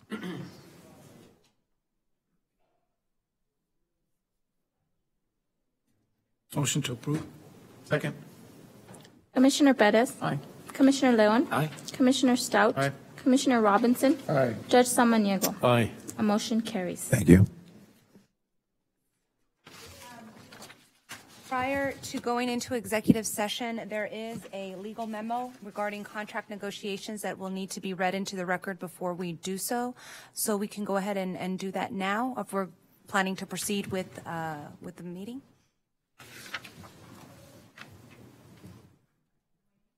Holly to come down. This is for her item on the contract negotiations. I have the memo, so I'll go ahead and start. So, all right, I'll go ahead and read it. Christina Sanchez, Assistant County Attorney. For item number 28C, as well as for the regular agenda item for item number 30, there is an item there to discuss and receive legal advice regarding the upcoming collective bargaining negotiations between the county and the El Paso County Sheriff's Association. And prior to doing so, because we're going to go into executive session to talk and discuss about contract negotiations, this legal memo needs to be read and entered into the record. And so Ms. Lytle prepared this memo, and Section 551 .0725 of the Texas Government Code authorizes the Commissioners Court to conduct a closed meeting to deliberate business and financial issues relating to a contract under negotiations. Ms. Lytle has prepared this memo and has indicated that as your legal advisor, she has determined that deliberations in an open meeting concerning business and financial issues relating to the collective bargaining agreement would have a detrimental effect on the positions of the Commissioners Court in the negotiations, and therefore she is asking that the Commissioners Court unanimously vote that deliberations in an open meeting would have a detrimental effect on the position of the Commissioners Court in the negotiations, and that all said deliberations take place in closed session. Therefore, she is asking that the Commissioners Court direct the county clerk to ensure that all these proceedings in the closed session also be recorded. So I need the Commissioners Court to make those findings on the record, and it would be a vote. So moved. Second. Commissioner Bettis? Aye. Commissioner Leon? Aye. Commissioner Stout? Aye. Commissioner Robinson? Aye. Judge Samaniego? Aye. Motion carries. And as indicated, a copy of this legal memo will be provided to the clerk's office for recording. Commissioners Court will recess into executive session to discuss items 28A through 28D pursuant to Texas Government Code Section 551.071, 551.0725, 551.074, as well as items 32 and 33, addendum to the agenda pursuant to Texas Government Code Section 551.071. Commissioners Court will reconvene to take official action.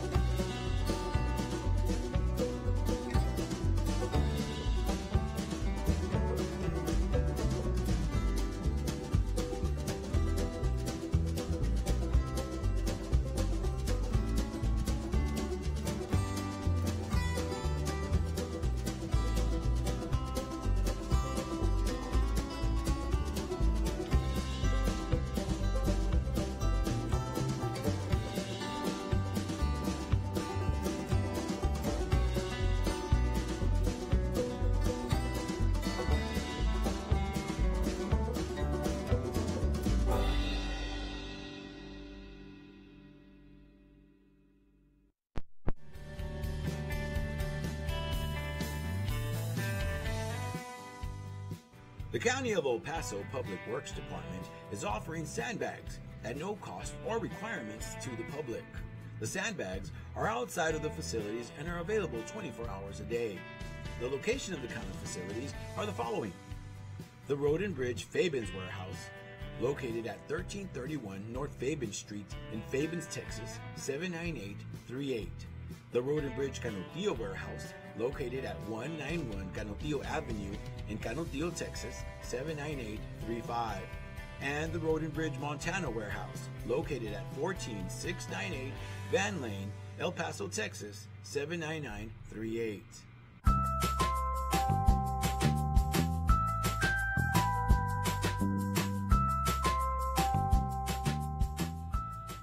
Don't wait in line, pay online. Visit the Financial Recovery Division website at http://www.epcounty.com/budget/financialrecovery.htm to make your payments online or find out more about our kiosk locations. We now accept payments on misdemeanor, felony, and justice of the peace cases.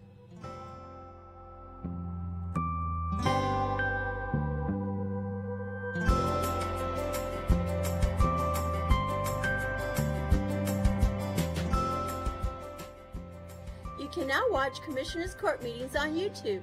Go to youtube.com and search for El Paso County Commissioners or El Paso County, Texas.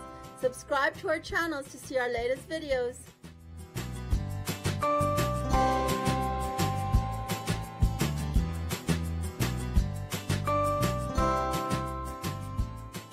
Did you know the County of El Paso's Purchasing Department is responsible for ensuring that all items and services needed by various county departments are purchased in the manner required by the state of Texas?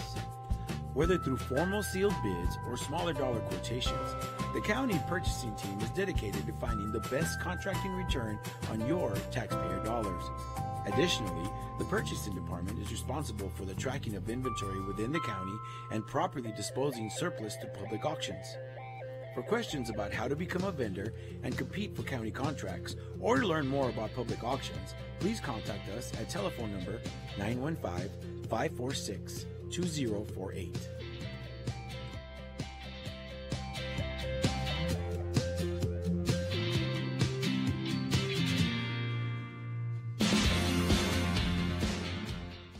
The 346th District Court Judge Angie Juarez Barril started the El Paso Veterans Treatment Court program in 2012 for veterans and active service members that have been arrested and charged with a felony or misdemeanor criminal offense. To be considered for this specialty court, the statutory criteria includes be a veteran or current member of the United States Armed Forces, including a member of the Reserves, National Guard, or State Guard, and suffer from a brain injury, mental illness, or mental disorder, including PTSD, or be a victim of military sexual trauma, all occurring or resulting from military service. Call Sylvia Serna, Veterans Program Director, at 915-546-2119, or email her at sserna@epcounty.com for any information.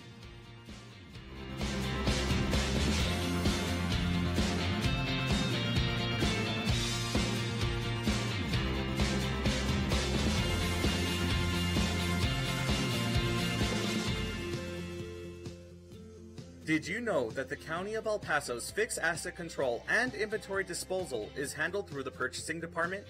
Throughout the course of each business year, the county holds live public auctions to dispose of aged equipment, vehicles, furniture, and other items that are no longer needed.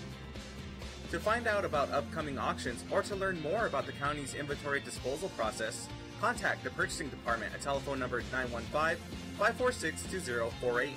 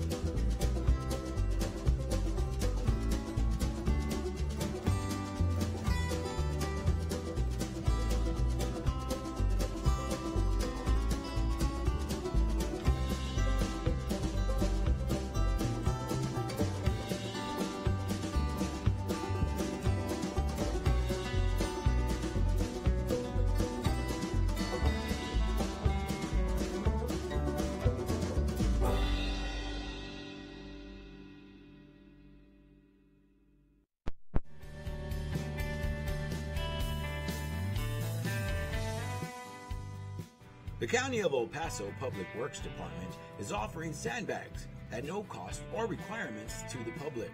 The sandbags are outside of the facilities and are available 24 hours a day. The location of the county facilities are the following: the Road and Bridge Fabens Warehouse, located at 1331 North Fabens Street in Fabens, Texas, 79838. The Road and Bridge Canutillo Warehouse, located at 191 Canutillo Avenue in Canutillo, Texas, 79835. And the Road and Bridge Montana Warehouse, located at 14698 Van Lane, El Paso, Texas, 79938.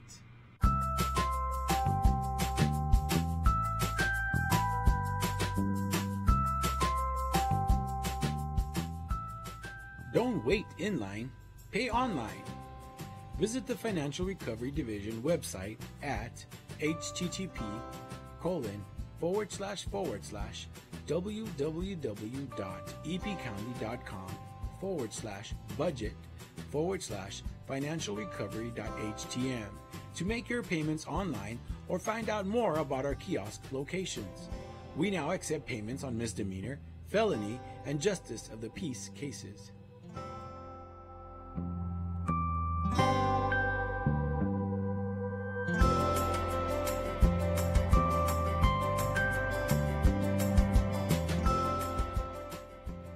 You can now watch Commissioners Court meetings on YouTube. Go to youtube.com and search for El Paso County Commissioners or El Paso County, Texas. Subscribe to our channels to see our latest videos.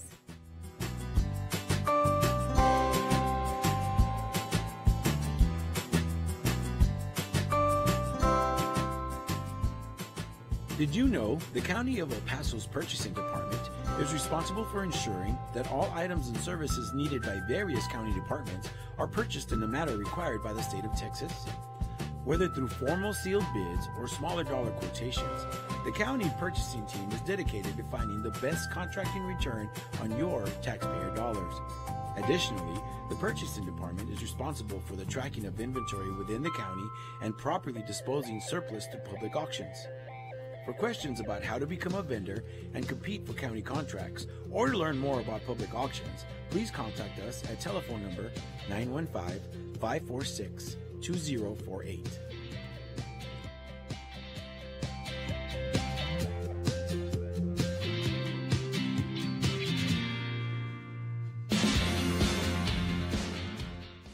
The 346th District Court Judge Angie Juarez Barril started the El Paso Veterans Treatment Court program in 2012 for veterans and active service members that have been arrested and charged with a felony or misdemeanor criminal offense. To be considered for this specialty court, the statutory criteria includes be a veteran or current member of the United States Armed Forces, including a member of the Reserves, National Guard, or State Guard, and suffer from a brain injury, mental illness, or mental disorder, including PTSD, or be a victim of military sexual trauma, all occurring or resulting from military service. Call Sylvia Serna, Veterans Program Director, at 915-546-2119, or email her at sserna@epcounty.com for any information.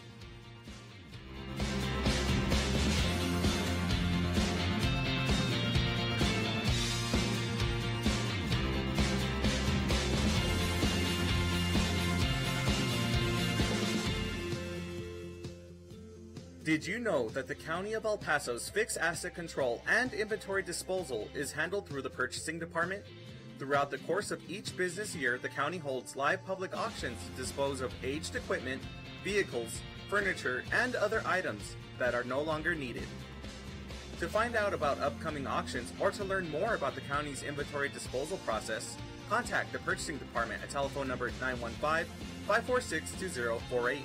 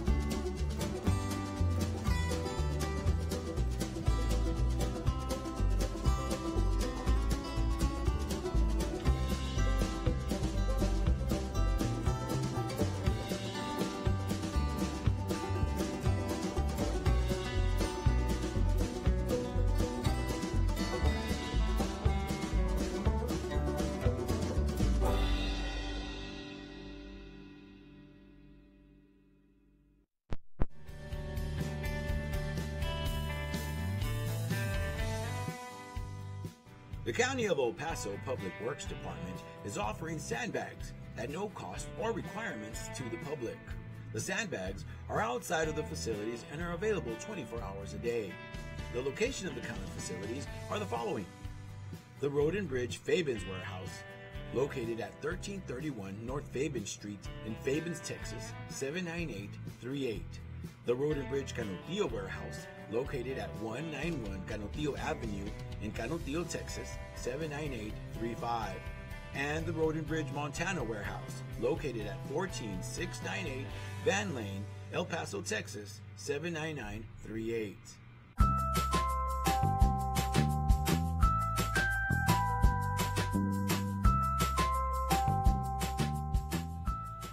Don't wait in line, pay online. Visit the Financial Recovery Division website at http://www.epcounty.com/budget/financialrecovery.htm to make your payments online or find out more about our kiosk locations.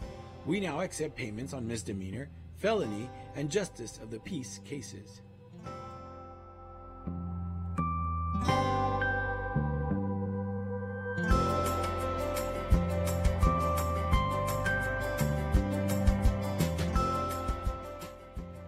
You can now watch Commissioners Court meetings on YouTube.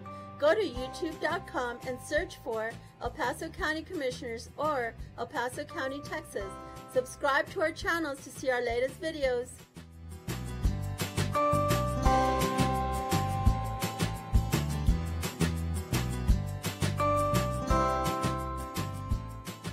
Did you know the County of El Paso's Purchasing Department is responsible for ensuring that all items and services needed by various county departments are purchased in the manner required by the state of Texas? Whether through formal sealed bids or smaller dollar quotations, the county purchasing team is dedicated to finding the best contracting return on your taxpayer dollars. Additionally, the purchasing department is responsible for the tracking of inventory within the county and properly disposing surplus to public auctions. For questions about how to become a vendor and compete for county contracts, or to learn more about public auctions, please contact us at telephone number 915-546-2048.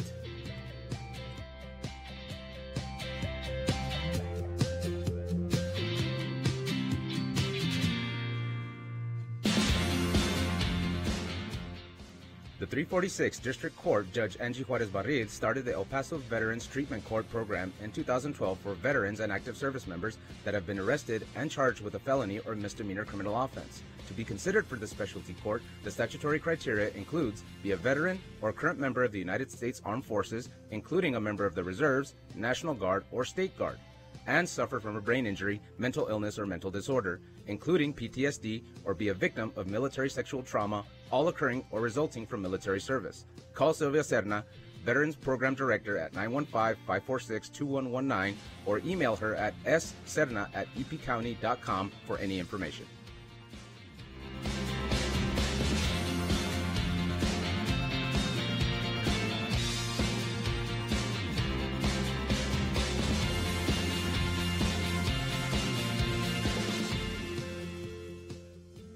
Did you know that the County of El Paso's fixed asset control and inventory disposal is handled through the Purchasing Department?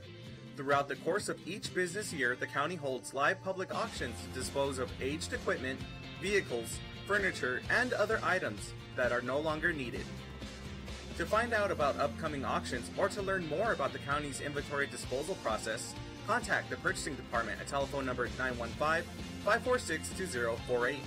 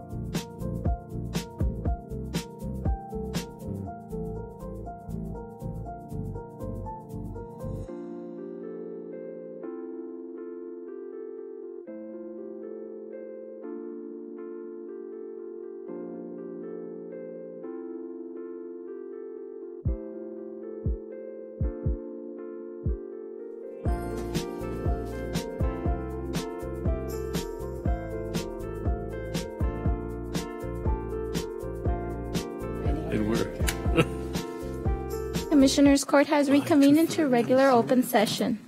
Item number 29, approve and authorize up to 10 additional days of administrative leave for a development inspector in the Planning and Development Department. Good afternoon, Judge and Commissioners. We are requesting that the court authorize 3 additional days of administrative leave for pay for one of our development inspectors in the Planning and Development Department. Second. Commissioner Bettis is absent. Commissioner Leon? Aye. Commissioner Stout? Aye. Commissioner Robinson? Aye. Judge Samaniego? Aye. Motion carries. Thank you, Judge, Commissioners. Thank you. Item number 30, discuss and take appropriate action to authorize the county judge to sign a legal services agreement with Rick Navarro to serve as the county's lead negotiator in the upcoming fiscal collective bargaining negotiations with the El Paso County Sheriff's Officers Association. Further, discuss and take appropriate action to name the county's negotiating team, contract number 2019-0056. Again, Holly Lytle for the County Attorney's Office. I would need the first motion to be to approve and authorize the county judge to sign a legal services agreement with Rick Navarro for the upcoming collective bargaining negotiations. So move. Second. Commissioner Leon? Aye. Commissioner Stout? Aye. Commissioner Robinson? Aye. Judge Samaniego? Aye. Motion carries. For the second motion, if I could have a motion to name the collective bargaining team to include the following individuals. Rick Navarro as lead negotiator, Holly Lytle with the County Attorney's Office, Melissa Carrillo with HR, Wallace Hardgrove with Budget, Commander Robert Flores, Law Enforcement Bureau, and Chief Marco Vargas with the Detention Bureau. Motion to approve. Second. Commissioner Leon? Aye. Commissioner Stout? Aye. Commissioner Robinson? Aye. Judge Samaniego? Aye. Motion carries. Thank you. Thank you very much. Item number 31, discuss and take action on the pending litigation regarding County of El Paso, Texas versus Luther Jones et al., cause number 309 CV 00119KC, County Attorney file number PL 08001. No action on this item?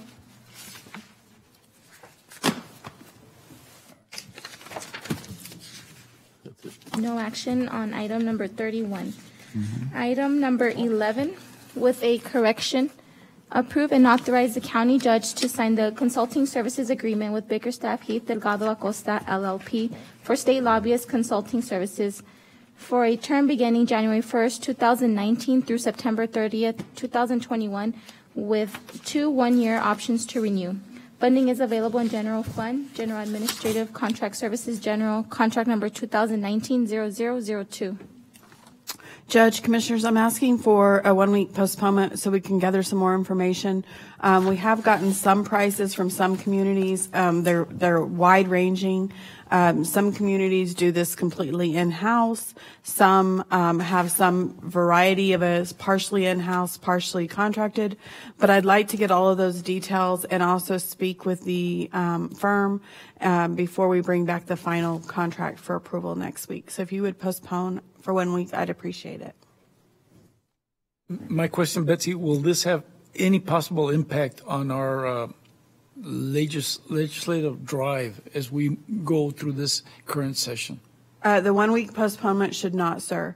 We're currently operating under our current agreement on a month-to-month basis with them. So we're continuing to pay them right now on a month-to-month basis at the rate that was proposed in this agreement.